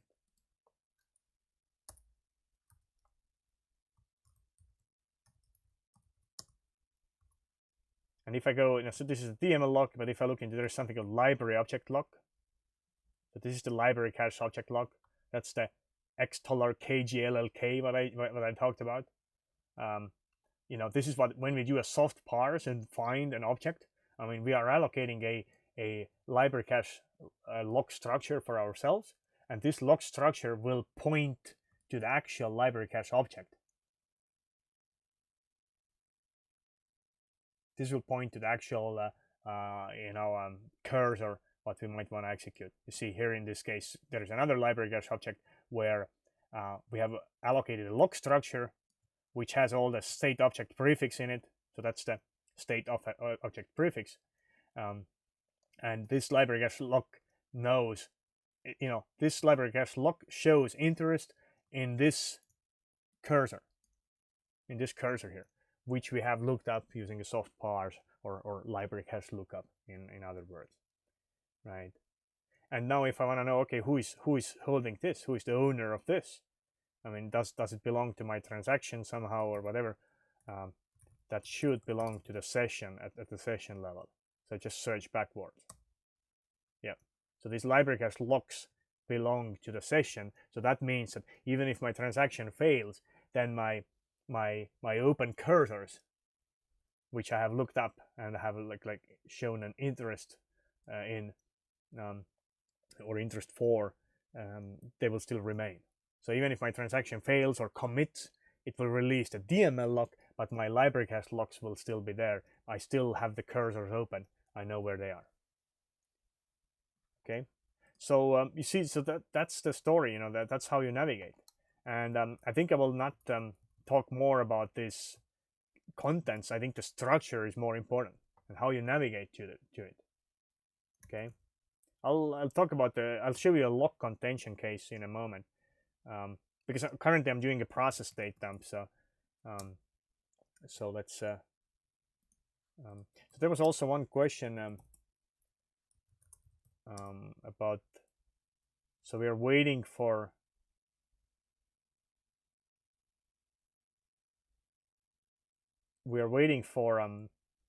This wait event, and what are the wait times. So the total wait time for this wait event is 93 minutes. We've been idle for 93 minutes, right? And And but why do we have these different numbers here? Well, this is the kind of a wait that when it goes to sleep, it doesn't wake up. It doesn't time out to check something, right? It doesn't time out to check anything. So it just sleeps. So therefore, these numbers are all the same. But if I look into, let me actually take this. There is a different guy, seed 217. Okay, let's do this. I'm gonna say, this seed. I'm gonna connect to session 217, and I'm gonna do a process state dump for that guy. So now this guy is waiting for a different wait event. So let's see.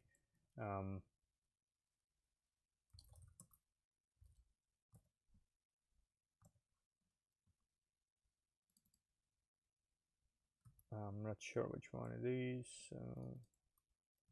ODC 18340. So that's the guy. All right.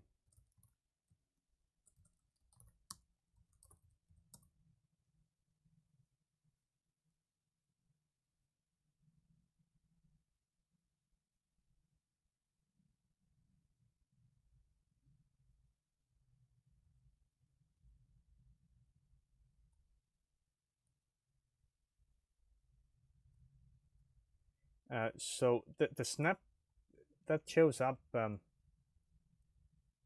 Actually, I think I have a slide about it.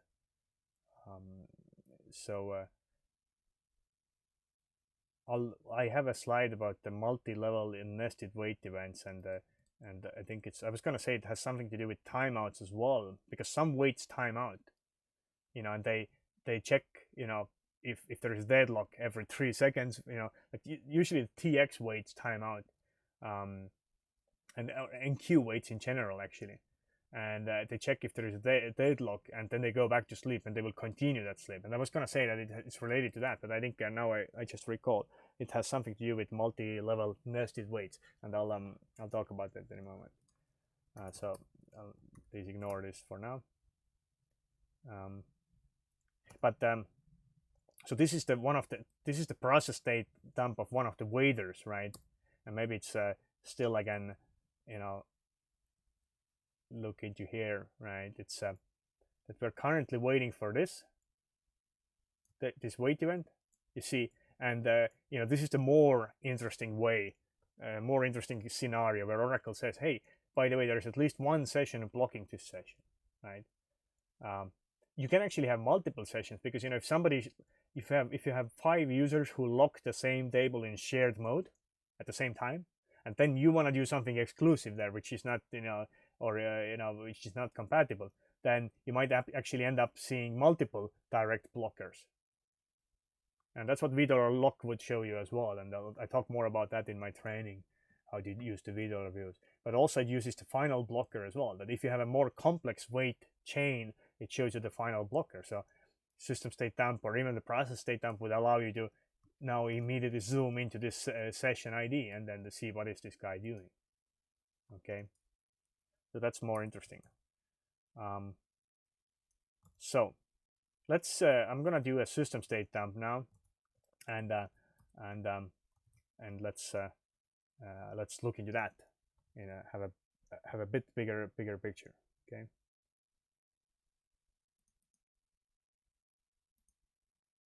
Okay, so you see, let me do, you see, I'm going to do an alter session system state. So you see, you don't have to run alter system. When you do alter session, set events, blah, blah, blah, system state, that instructs your own session to go through the whole tree in memory, in SGA. It's all in shared memory. It must be in shared memory, right? Because otherwise, it would disappear when the process crashes. So I'm instructing my own session to go through the system state, to the memory of the SGA, walk through the tree, and and dump out info about all processes, or all process slots and whatever they have under them, right? That's what happens. right? So that's why we can use alter session. We don't have to use alter system, which is also very interesting, that if your developers have alter session privileges, then they can cause quite a lot of trouble in your file system, right? Or in production system, I mean. So anyway, so let's just do I'm gonna create a new trace file for myself, because now I'm getting my own session to run this. Alter session set events, oops, immediate trace name system state level. So this is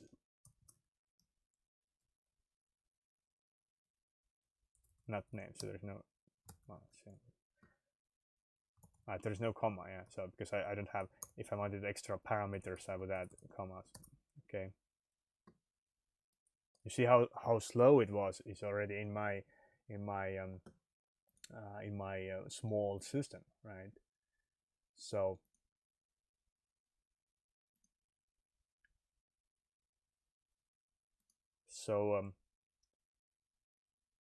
and actually before that there is one more thing, but I'm gonna let me leave this here, and I'm gonna go to this.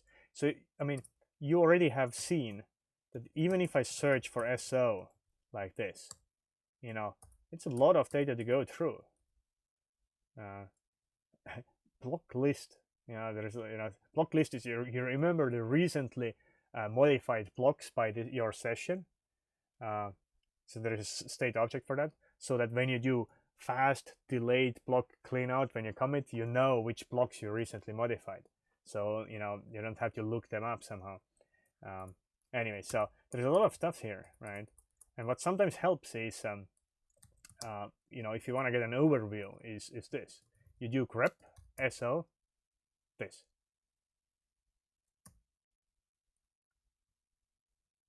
You see, that will kind of show you a little bit of the structure. However, it doesn't tell you the object, state object names, because these are on different lines, right? So this is the state object structure under my process. This is my process state object, and I guess this is the session, this is something else. So I can say grep -a2, show me 2 lines after every match. Show me the matching lines and 2 lines after. And the GNU grep can do that. I mean, on Linux it works. On some old Unixes you might not have it, but and here we go. So here is the structure and hierarchy. You see, we have a process state object, and you even have some basic info. The P is this, and apparently there's some broadcast handle state object. That's again, when you go to the hacking sessions in YouTube, I talk about how how processes communicate with background processes and so on. So this is where the state object comes in. But anyway, under this process we have a session state object. We still have an active transaction under this this session, and under this transaction we have the list of blocks state object, which is used for efficient delayed block cleanouts on commit, if the blocks are still haven't been flushed out. Apparently, and you see, we have this transaction alone has 3 DML locks, which is actually going to be interesting. How come? I mean, against 3 different tables. I mean, how come can this single transaction have locks against 3 tables? Well, maybe it ran 3 different statements. Maybe 2 first statements succeeded, locked these tables, and then the third statement hung, because that the third table was locked. One of them was locked by me, right? So, and maybe I should look in that. So, because if I look into, let's look into DML locks. Okay.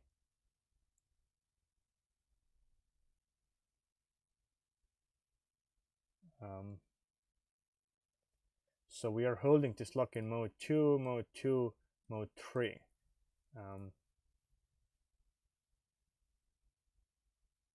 Well, actually, there is nothing much to say here, because they show up here, and we're already holding these locks in. Let me see what we waited for, which was the table ID. So I go to the session.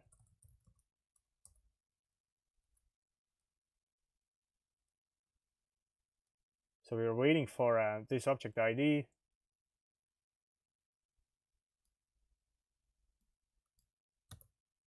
And we are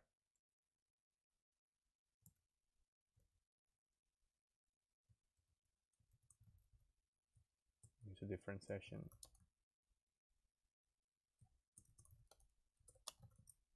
Seven 52288. So this is what we were waiting for. So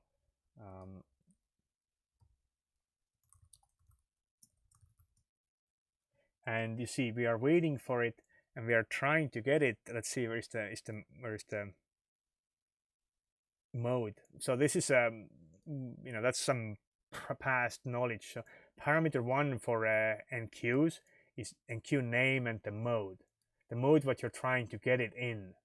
So you see this is TM essentially if you convert it to ASCII characters. And we are trying to get this lock in mode 3. We're waiting because we're trying to get this lock in mode 3, which is whatever this mode was.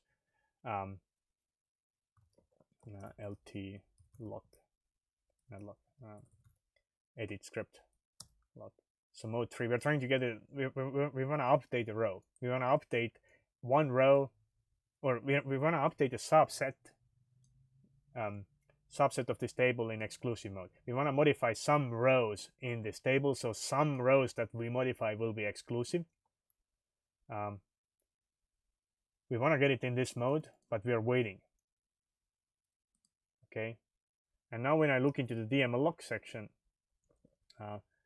so this was my table what I waited for. I already do have a lock in mode 2. So apparently there was some sort of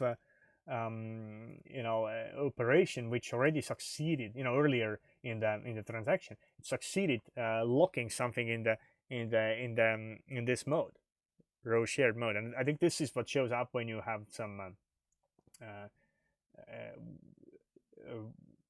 when you want to have when you have like a foreign key related activity. So we already have a lock, but in a lower mode. We're trying to upgrade it from this mode that we are referencing. We're not locking, but we are referencing some rows in the parent table, right? We are interested in them, but we are not actually modifying them. We already had this lock, but now since we waited for mode 3, we wanted to upgrade this lock to a more restrictive lock. Now we wanted to modify something, and because somebody is blocking us in this mode now, we cannot proceed. So, and this may lead me to SystemState dump. That now that we know, you see, now that we know that we are waiting for this object ID, and somebody added a comment. Maybe I have. Well, I'll just go that way. So now that we know that we wait for this object ID, I mean, because this is a modern Oracle version, it already tells me what I want to know. It's like, hey, this is the direct blocker. I only have one blocker and one known blocker, and I need to see what is this guy doing, right? But in the older days, or if Oracle for some reason cannot resolve this and tell this to you, then in the older days, basically, you took a system state dump, like I just did a bit ago, and then you searched for this information, right? So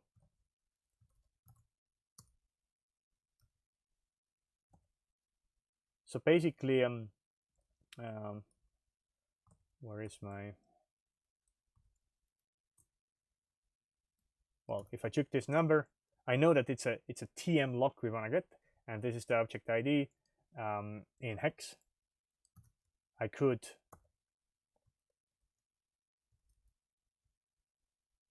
where is my? Okay, here. This is the system state dump now, right? This is the system state dump what I took.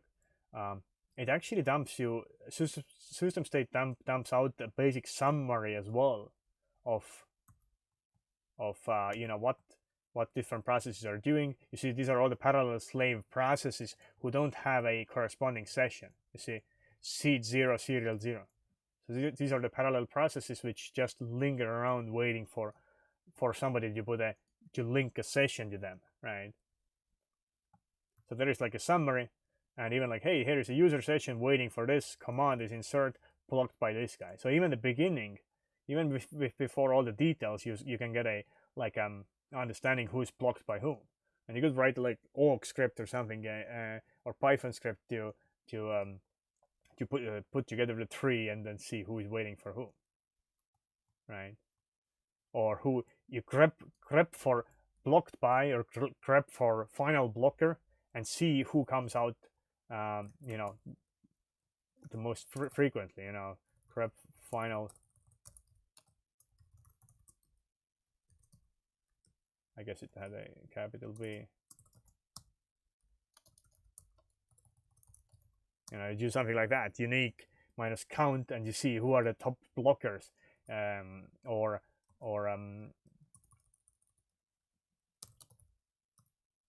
blocked by, you know, stuff like that, right? So because it's a text file, you can use basic commands like that. Okay, but so I just searched for this object ID, and you know, apparently I found one session who's waiting for this. So if I search for TM,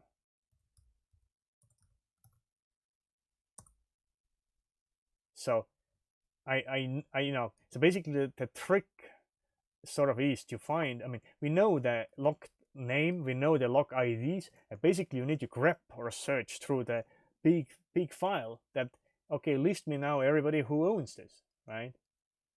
And so there is somebody who is currently holding this lock in the shared mode or sub-shared mode. That's the mode 2.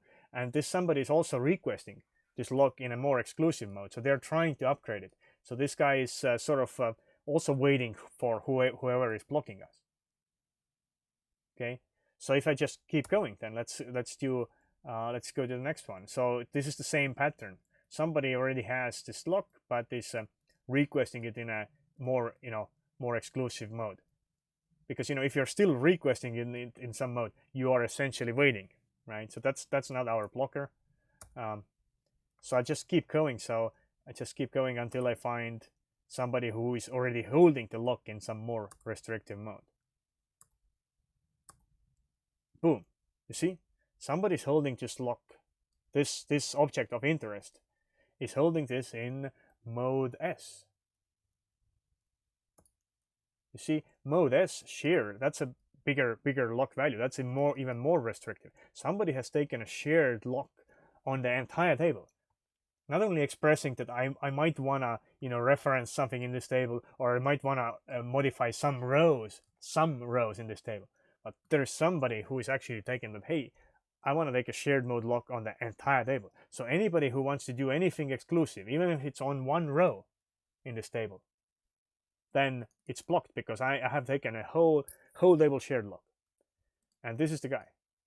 And now we have to do the walk back, like we said. Okay, so where is the state object is here.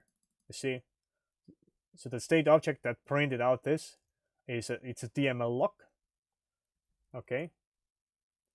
Well, let's see who the owner of this lock is. We will search backwards. Let's search backwards for this owner. Okay, so this DML lock is held by a transaction state object. Okay, now let's see who is actually holding this transaction, who is owning that, right? So I will go here and I will search backwards. SO colon, right? Aha, now we're getting somewhere. Session 1945 is the owner of this transaction, who owns that lock. And now I gotta see, okay, what is this session doing? Well, this session has been sleeping for 2 hours in a row. Man, I've been blabbing for a long time. So, and I know where this user came from. I will go and, you know, beat this guy up, right? And so on. So just, you know, searching backwards and so on, and things like, you know, grep, and this can go a long way, right?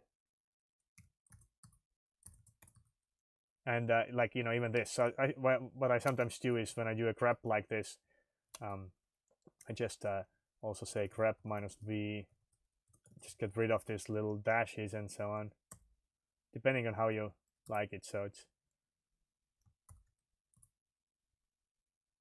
well, that actually doesn't, it's not too much more readable, but you see the indentation is here, right? But the programmatic way you move, you know, to understand the relationships is basically this, right? And what I just did with this lock applies to other types as well. When you have a like latch problem or a mutex problem, you have to find the latch address or the mutex hash value or something, and search through the file and see who has like a latch state object with that particular latch address, right? And that's what the, you know, that's what these semi-automated tools do as well. And talking about semi-automated tools, I'll just get through with the material, and then I'll see what questions I will go through. So there are tools for analyzing system state dumps. Funnily, Oracle has something called ASS.org, not AS.org, I hope. But the issue with it is that it's part of the, it was part of this like lightweight monitoring, whatever OS monitoring tool what you got from my Oracle support. But they have removed this article, or they have actually replaced this article with some Ash article. The node ID is the same, but it doesn't have this data anymore. And this was an old version anyway. I think the latest version is LTOM version. I don't even actually have it installed here, so in my laptop I actually forgot to copy it. But so this is a tool which basically tries to automate some of these things, but I did manually, right? But I guess they treat it as support tool now, and you know, we should not know about it and so on. There are some friendly Chinese blogs and forums where people have pasted the scripts. So again, I guess the latest version is 0.146 or 7 or something like that.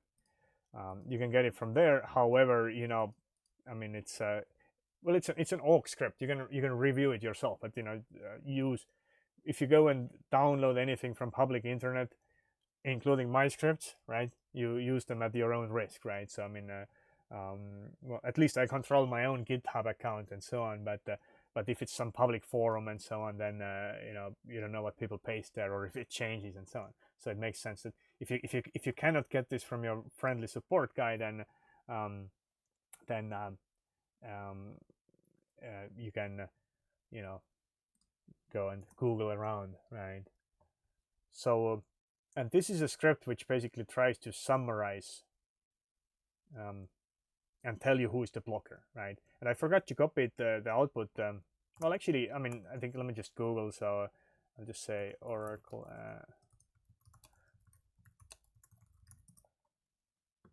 So it's just, I mean, I'm over 40 years old, but it still makes me laugh, right? Every time I see it. So it actually first, this is an old version, so that will not actually properly work with your, you know, your latest databases, because it doesn't know how to parse out everything of interest, right? And it dumps out basically the stuff what you saw in the system state dump beginning anyway, what I just showed you. But then it tries to do some analysis, right? I don't use that because I use hang analyze, and when hang analyze doesn't work, then I go manual and run, you know, do what I just did manually.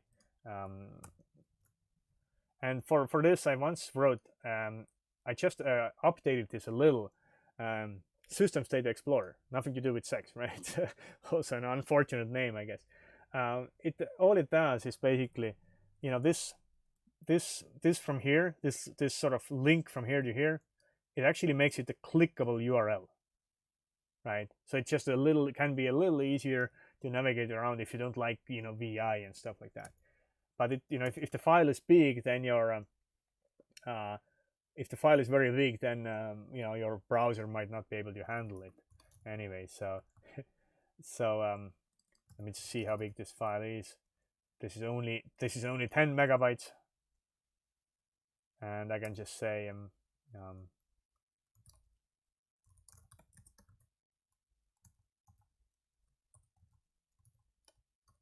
oh, come on, not comma. Let's do this again. I should probably stop talking and typing. So so this is the trace file that I copied over, and I can say this is where my scripts are. Tools Unix SystemState Explorer. It will basically, it just goes through and the file and makes some things clickable URLs, and I think this concept could be taken further, but I haven't done it yet. So let's see if Safari can handle that. You might want to, you know, Chrome actually, or the Brave browser, what I used, what's paste in Chrome, it actually got stuck, and you might want to try different browsers to see which work with big files. So let me search for some TM. See, so that's what it does, right? So it highlights the state objects locations themselves, and the owners will be clickable, right? So if you don't like like VI or more or something, then you just click on that. You see, it just navigated me to the transaction state object, and when I click here, who is the owner of this transaction, it will go up to the session, right? There's a session, and the session belongs to a process, right? And the process, there is no owner. It's a top level state object, right? And when you go back, you know, you can press back, then it will just go to navigate back to the, jump back to the previous position. So that's pretty cool. Okay. And you see because we enabled this flag, we also have the short stack dump, which is useful for advanced troubleshooting when, you know, when wait interface lies to you, or you're just burning a lot of CPU and you don't know, or, you know, the blocker is holding a lock and burning a lot of CPU and you don't know where it's burning it, right? So you can look into the whole stack trace. And I'm not gonna go into the rabbit hole of reading this stack trace right now. I have a link to in the end as well. We do a lot of that in my training as well, and I'll remember or remind you, or go to my blog. You know, that's a whole another full day session. But one thing that I'm going to show, it's pretty cool what you can do. Again, like VI, some simple VI can go a long way. If you, let's just do a VI here.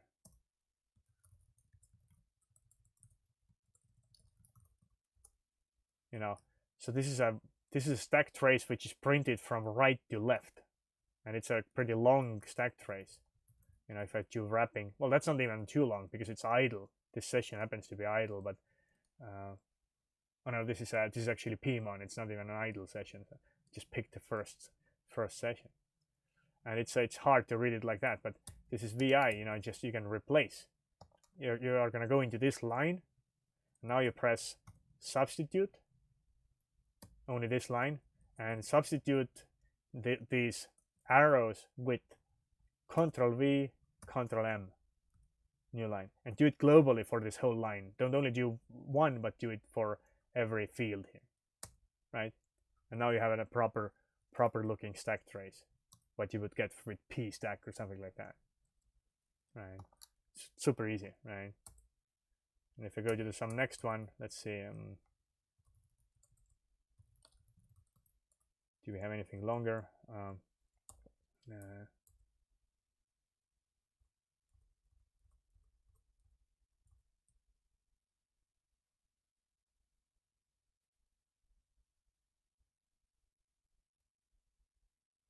Looks like this is the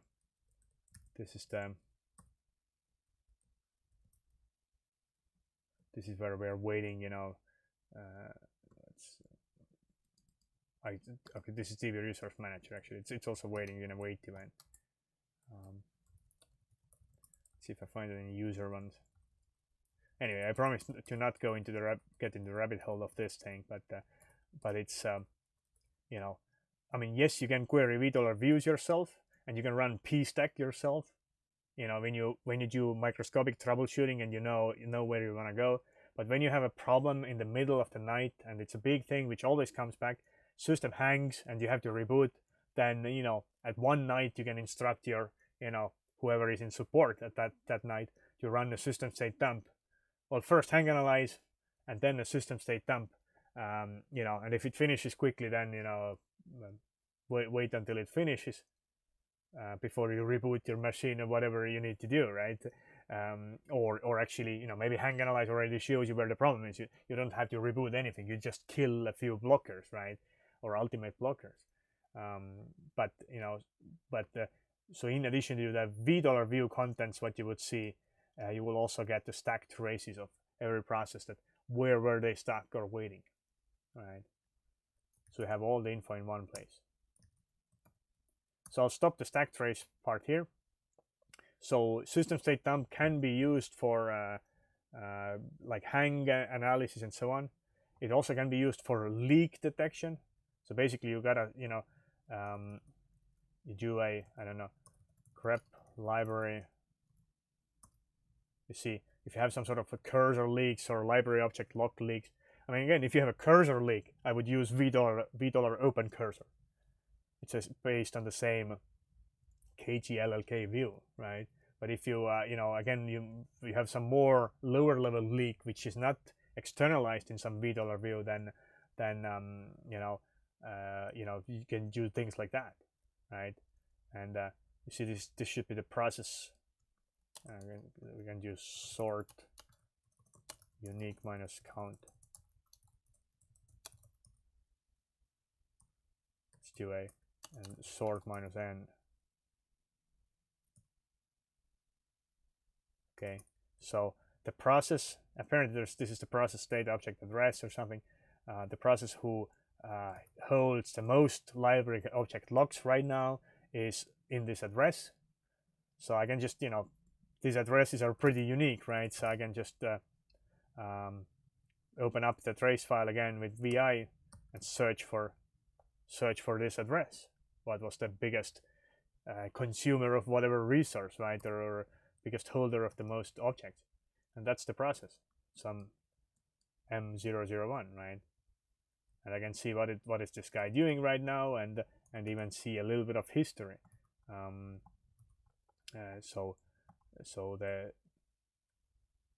It has a lot of broadcast handles because I guess it has to communicate with many other processes. But there we have a session here. At the moment you know the session, you can start looking into the usual things, right?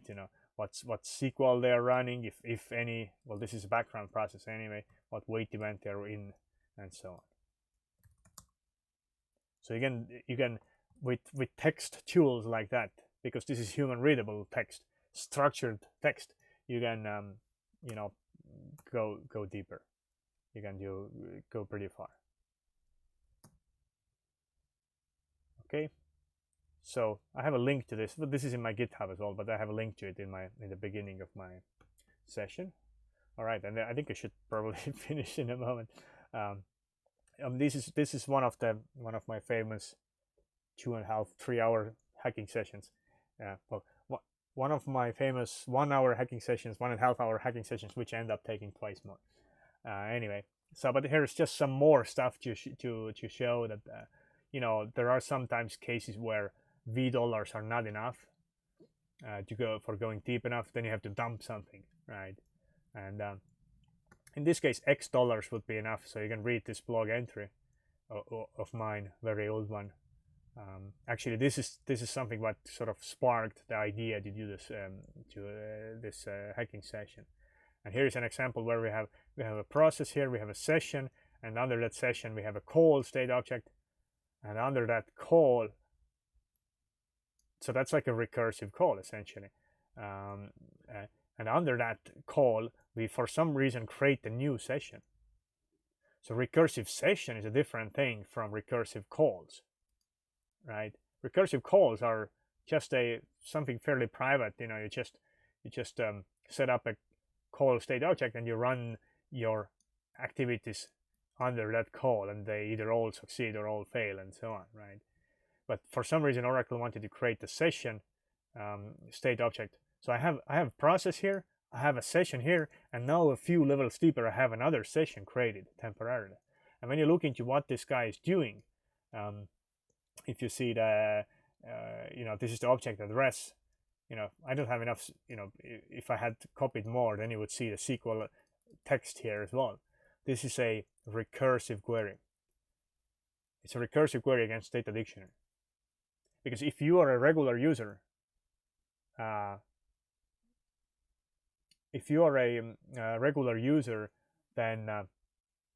and you need to do a select statement against data dictionary, right? Then you have to sort of briefly become sys and how for data dictionary selects and modifications. And this is done via recursive sessions. It's a temporary new session that shows up in the $, in the session array. It has its own seed. It doesn't show up in $$ session because $$ session filters out this row, this recursive session flag. But it is there. It takes space in the session array. So read this article to learn more.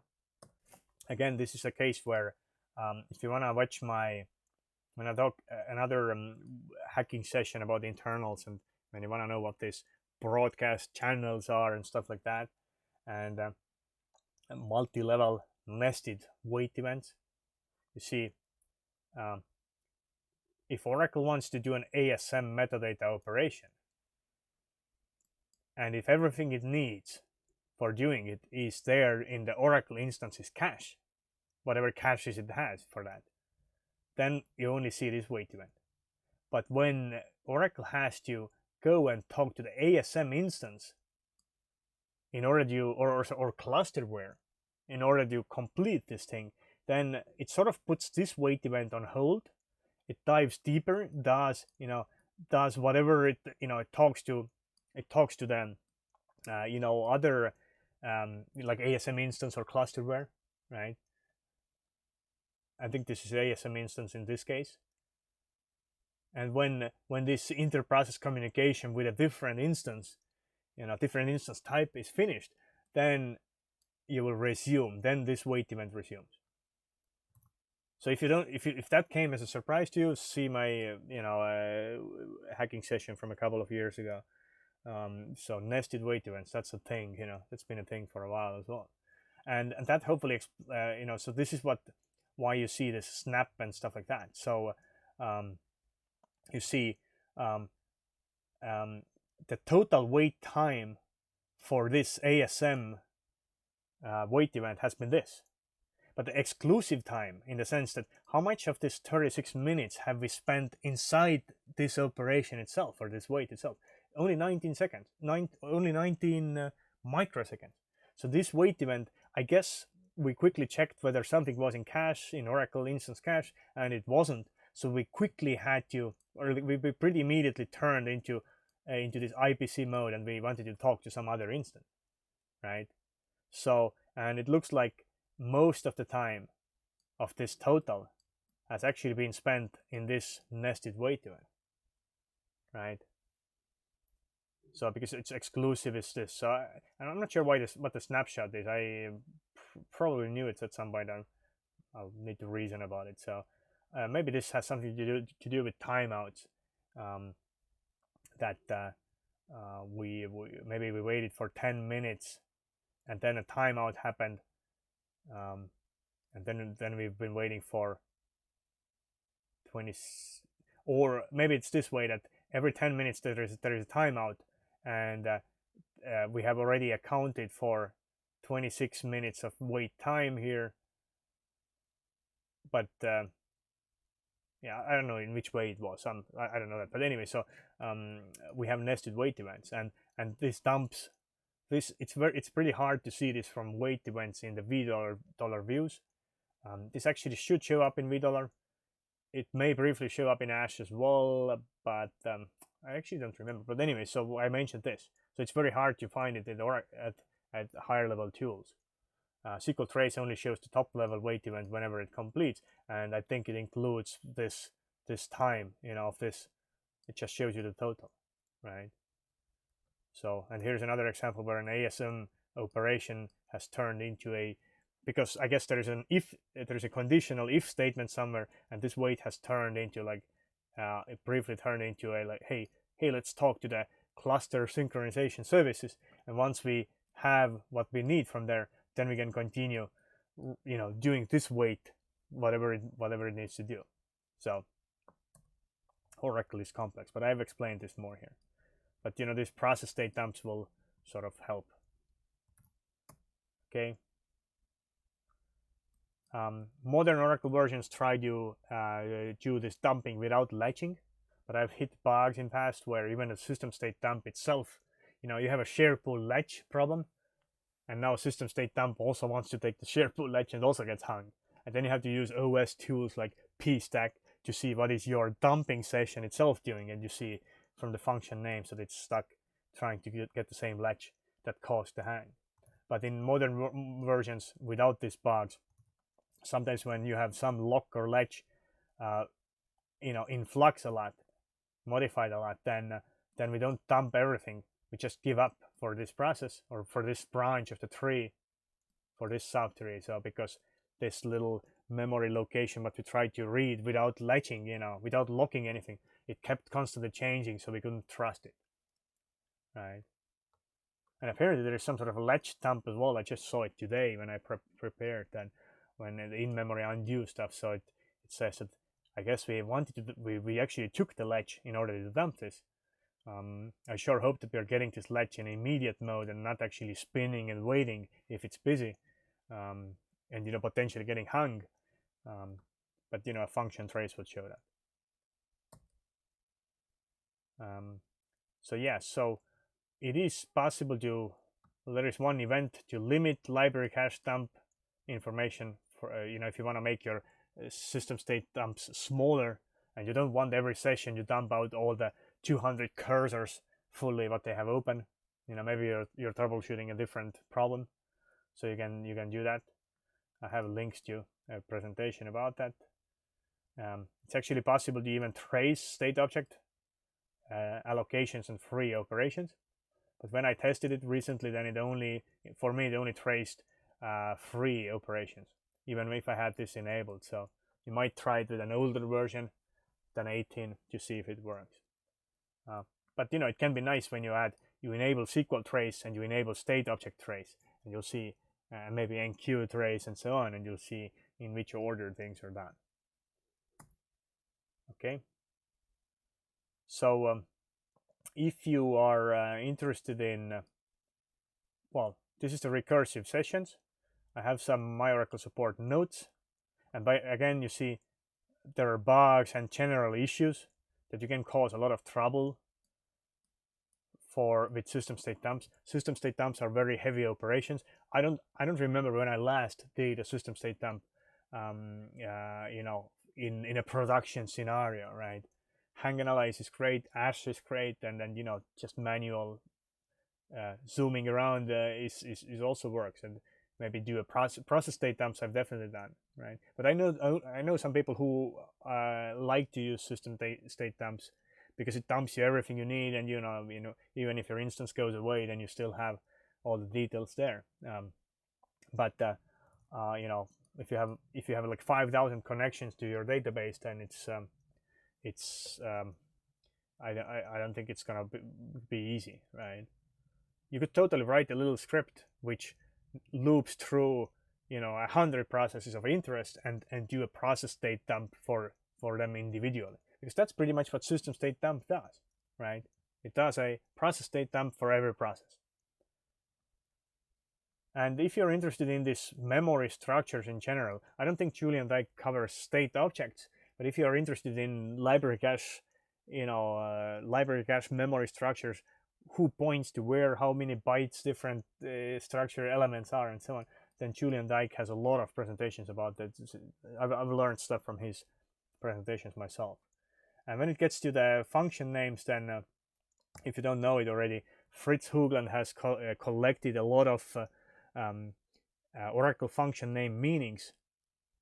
And then some of them are from my Oracle support and online Google sources, and some of them are educated guesses, and I think a few people have contributed as well. So if you don't, well, so the idea is this, that if you look into a system state dump, let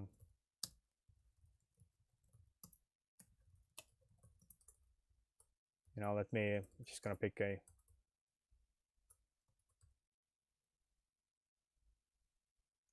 let's see, I'm gonna substitute. I want to take a user. I'm going to take a user as TM. I'm going to take a user process short stack. No. Okay, so that should be a stack trace of a user process. I use the same trick. You see, it's because this process is actually doing something. It's a pretty long stack trace, right? So I'll just take, apparently this is where,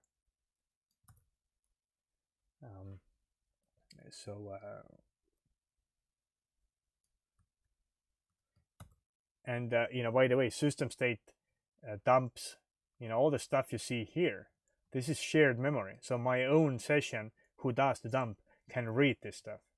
But the stack trace is in a private memory of that whatever process. That's why the SIG handler shows up here. So basically, system state dump sends an already debug signal, and there is a signal, user choose signal in Unix level, which gets sent to the target process to get its stack trace from its private memory, right? But anyway, so if I take this stack trace, I go to Fritz's Orafun, well, I guess Oracle Fun or Oracle Functions. Okay, so what's going on now is, oh, come on. Let's see if this works.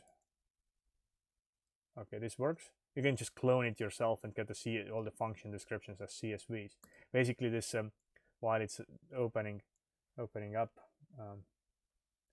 so it's Oracle function name, and what does it mean? Let me see. Let me get something better. Come on. So I don't know why this. Let's just see Orafun info. Okay, I'm doing something. Orafun.info. What did I have? Orafun info.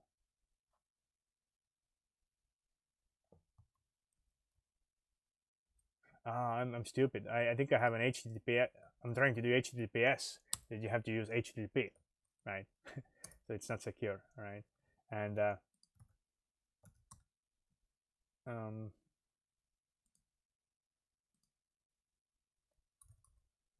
I recall it had the ability to I gotta look it up. It had the ability to paste in a whole stack trace, and not only one function at a time.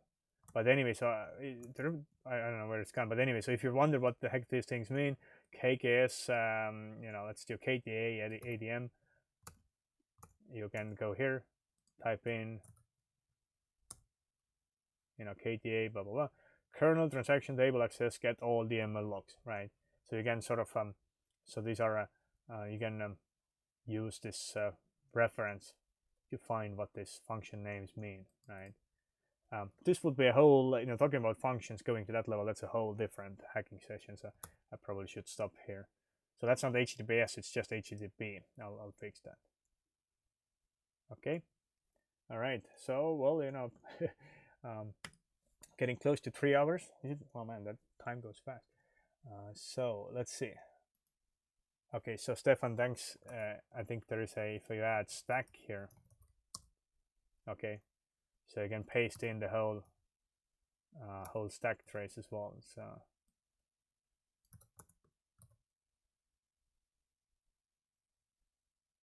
I guess it doesn't parse it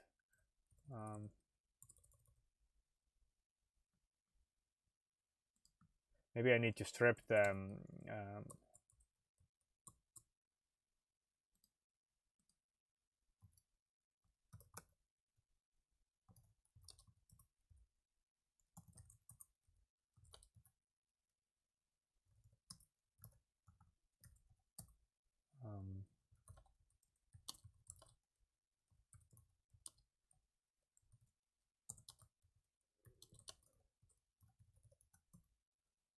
I'm gonna just use a simple command to strip it, and from the function instruction offset, the numbers is other, and just paste it in as.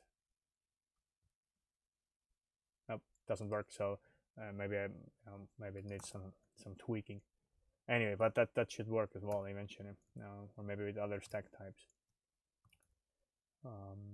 All right. Let's see. Okay, so I'm still not giving up. So maybe it's because of this. Nope. I wonder if, yeah. Anyway, so I'll give up. All right. So let's see. Let's walk backwards.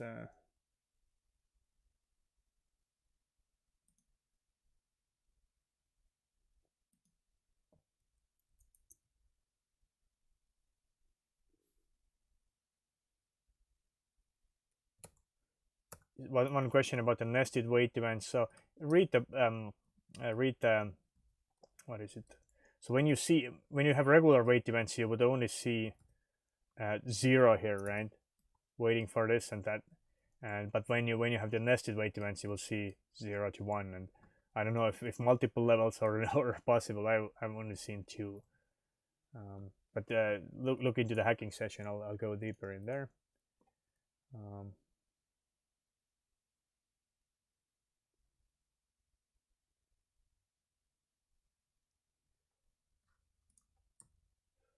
This flag here, it shows either user, sys, or rec. If it's a regular session, it shows you user. If it's a background process, it will show you sys, I think, if I recall correctly. And if it's a recursive session, like explained here, for data dictionary access, pretty much, then it shows you rec. Right.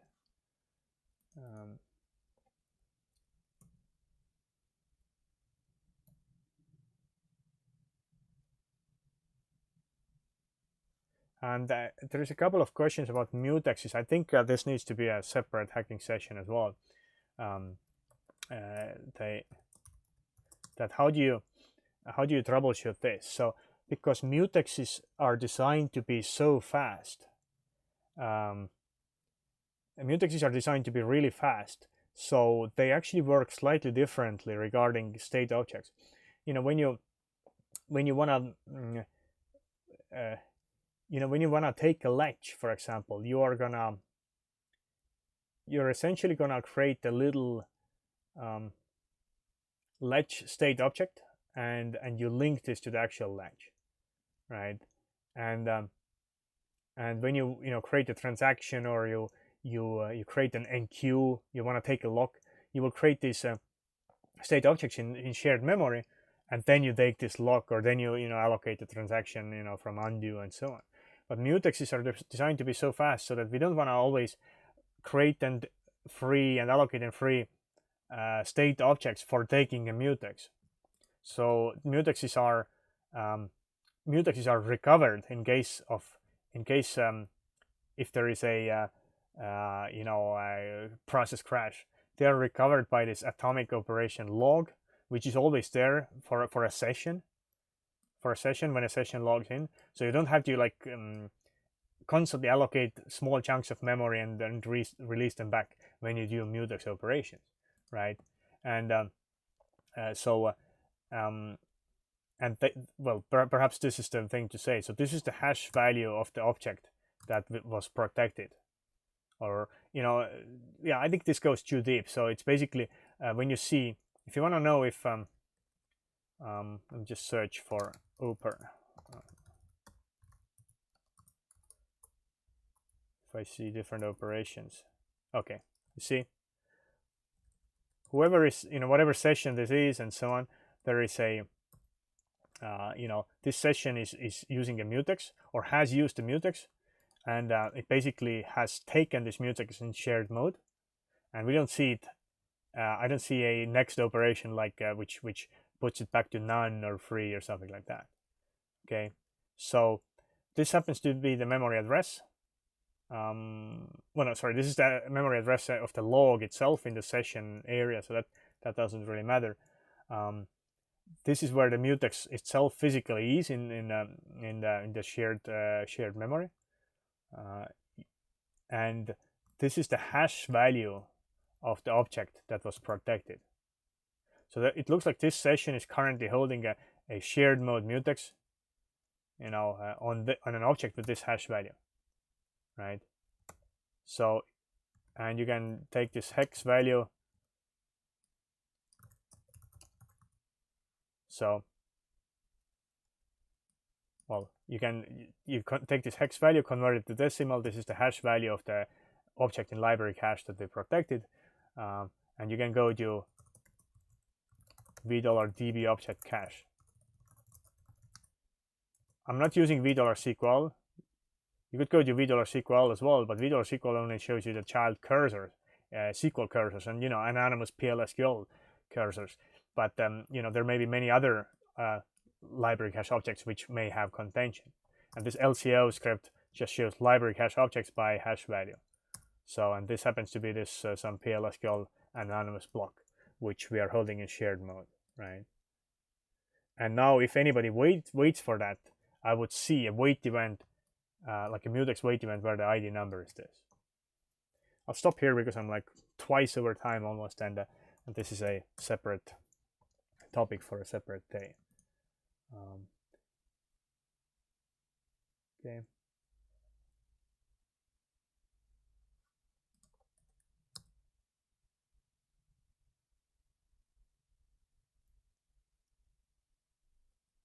This if the one question about what is this number here, I think this is just if that's what you asked, that should be only this is the the operation number. So there are different operations have different numbers. Let's see if none, that's like a free.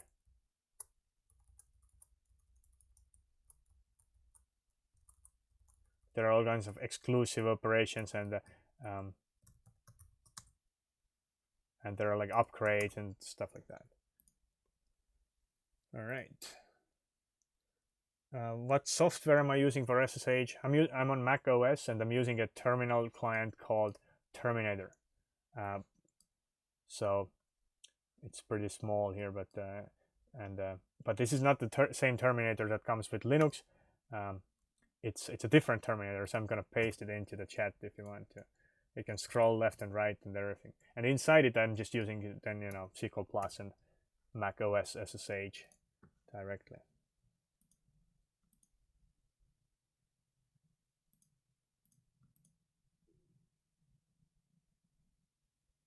There is one question about rack as well.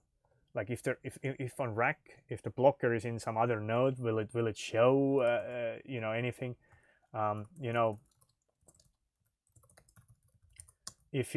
That's why again, system state reading goes even more complex with rack. So again, that's why I don't use it as a starting point. You would have to there's a whole layer of more complexity. So you could take system state dumps on all rack nodes, but it's not going to be. There's one layer of lock elements and a global enqueue services and stuff like that in between. So the translation is going to be very, very hard, I would say. So, and luckily we don't have to use only the system state dumps and rack anymore, because hang analyze, you can do a global hang analyze. You see, there is hang analyze global. You're not gonna run 4 hang analyses independently on independent nodes, but you just do hang analyze global. And I think even from 11G onwards, you don't even have to use that, because if you do hang analyze level 4 or more or something, I think it actually does a global translation anyway. So it will go through all nodes and tries to figure things out.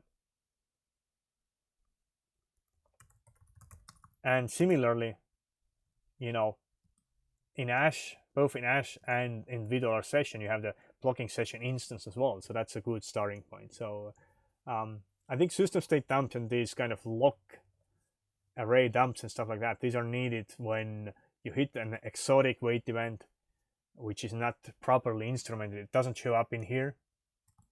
It doesn't know. It shows that the blocking session is unknown, right, or something, or global, and it doesn't show the actual session ID. And hang analyze still is usually figures it out, but if it doesn't, then it's more like a support case already. You dump whatever they need to, and then they will do the lock element walking and so on. Well, that would be another week of hacking sessions.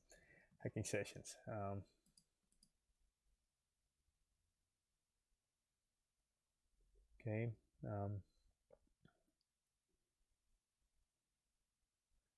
One question about, or a comment about mutexes is that mutexes are attached to each shared memory structure itself. If I open this thing up, then everything you see here in the mutex section, that comes from shared memory. It's just some random locations, Oracle locations inside SGA, wherever Oracle has decided to put the mutexes themselves, and this is the sort of the recovery area or the transaction log of the mutexes, so to speak. Everything you see here comes from shared memory, from SGA, because you don't see, everything must be in SGA because it must be recoverable. And so my single process who did the dump saw all the state objects of all the objects in the system because they are all in shared memory. Only exception is if you have enabled the short stack, right? I don't know where, well, because the short, I'm not even going to show that, but the short stack, because the short stack dumps, they the stack traces or the stack areas live in private memory of processes for just operating system reasons, and that we will read via sending a signal to all processes, and Aura debug, basically we call the Aura, we do like an Aura debug like short stack dump, right? Because you can do things like come on, so I can I can do Aura debug short stack just to get the stack trace of wherever you just attached to, right? And that's what system state dump uses under the hood, right? But everything else, is in the shared memory. Mutexes are different from latches in the sense that mutexes can be put inside cursors, inside child cursors, inside the objects they protect. Latches are like a completely separate area, and they're bigger as well, and so on. Okay, I think I should stop.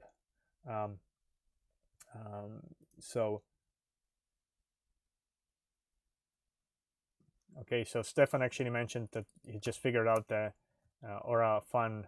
Let's give it one more shot. If I paste this here, okay, so I guess it it expects to see these arrows here. So you see, I pasted this. It's a different program, but you see there is like many of the, in this case all of the functions have some explanation with them, right? That's pretty cool. Some of them are educated guesses, so it's like if it doesn't make sense, then it might be an incorrect educated guess, but it's good stuff nevertheless. Okay.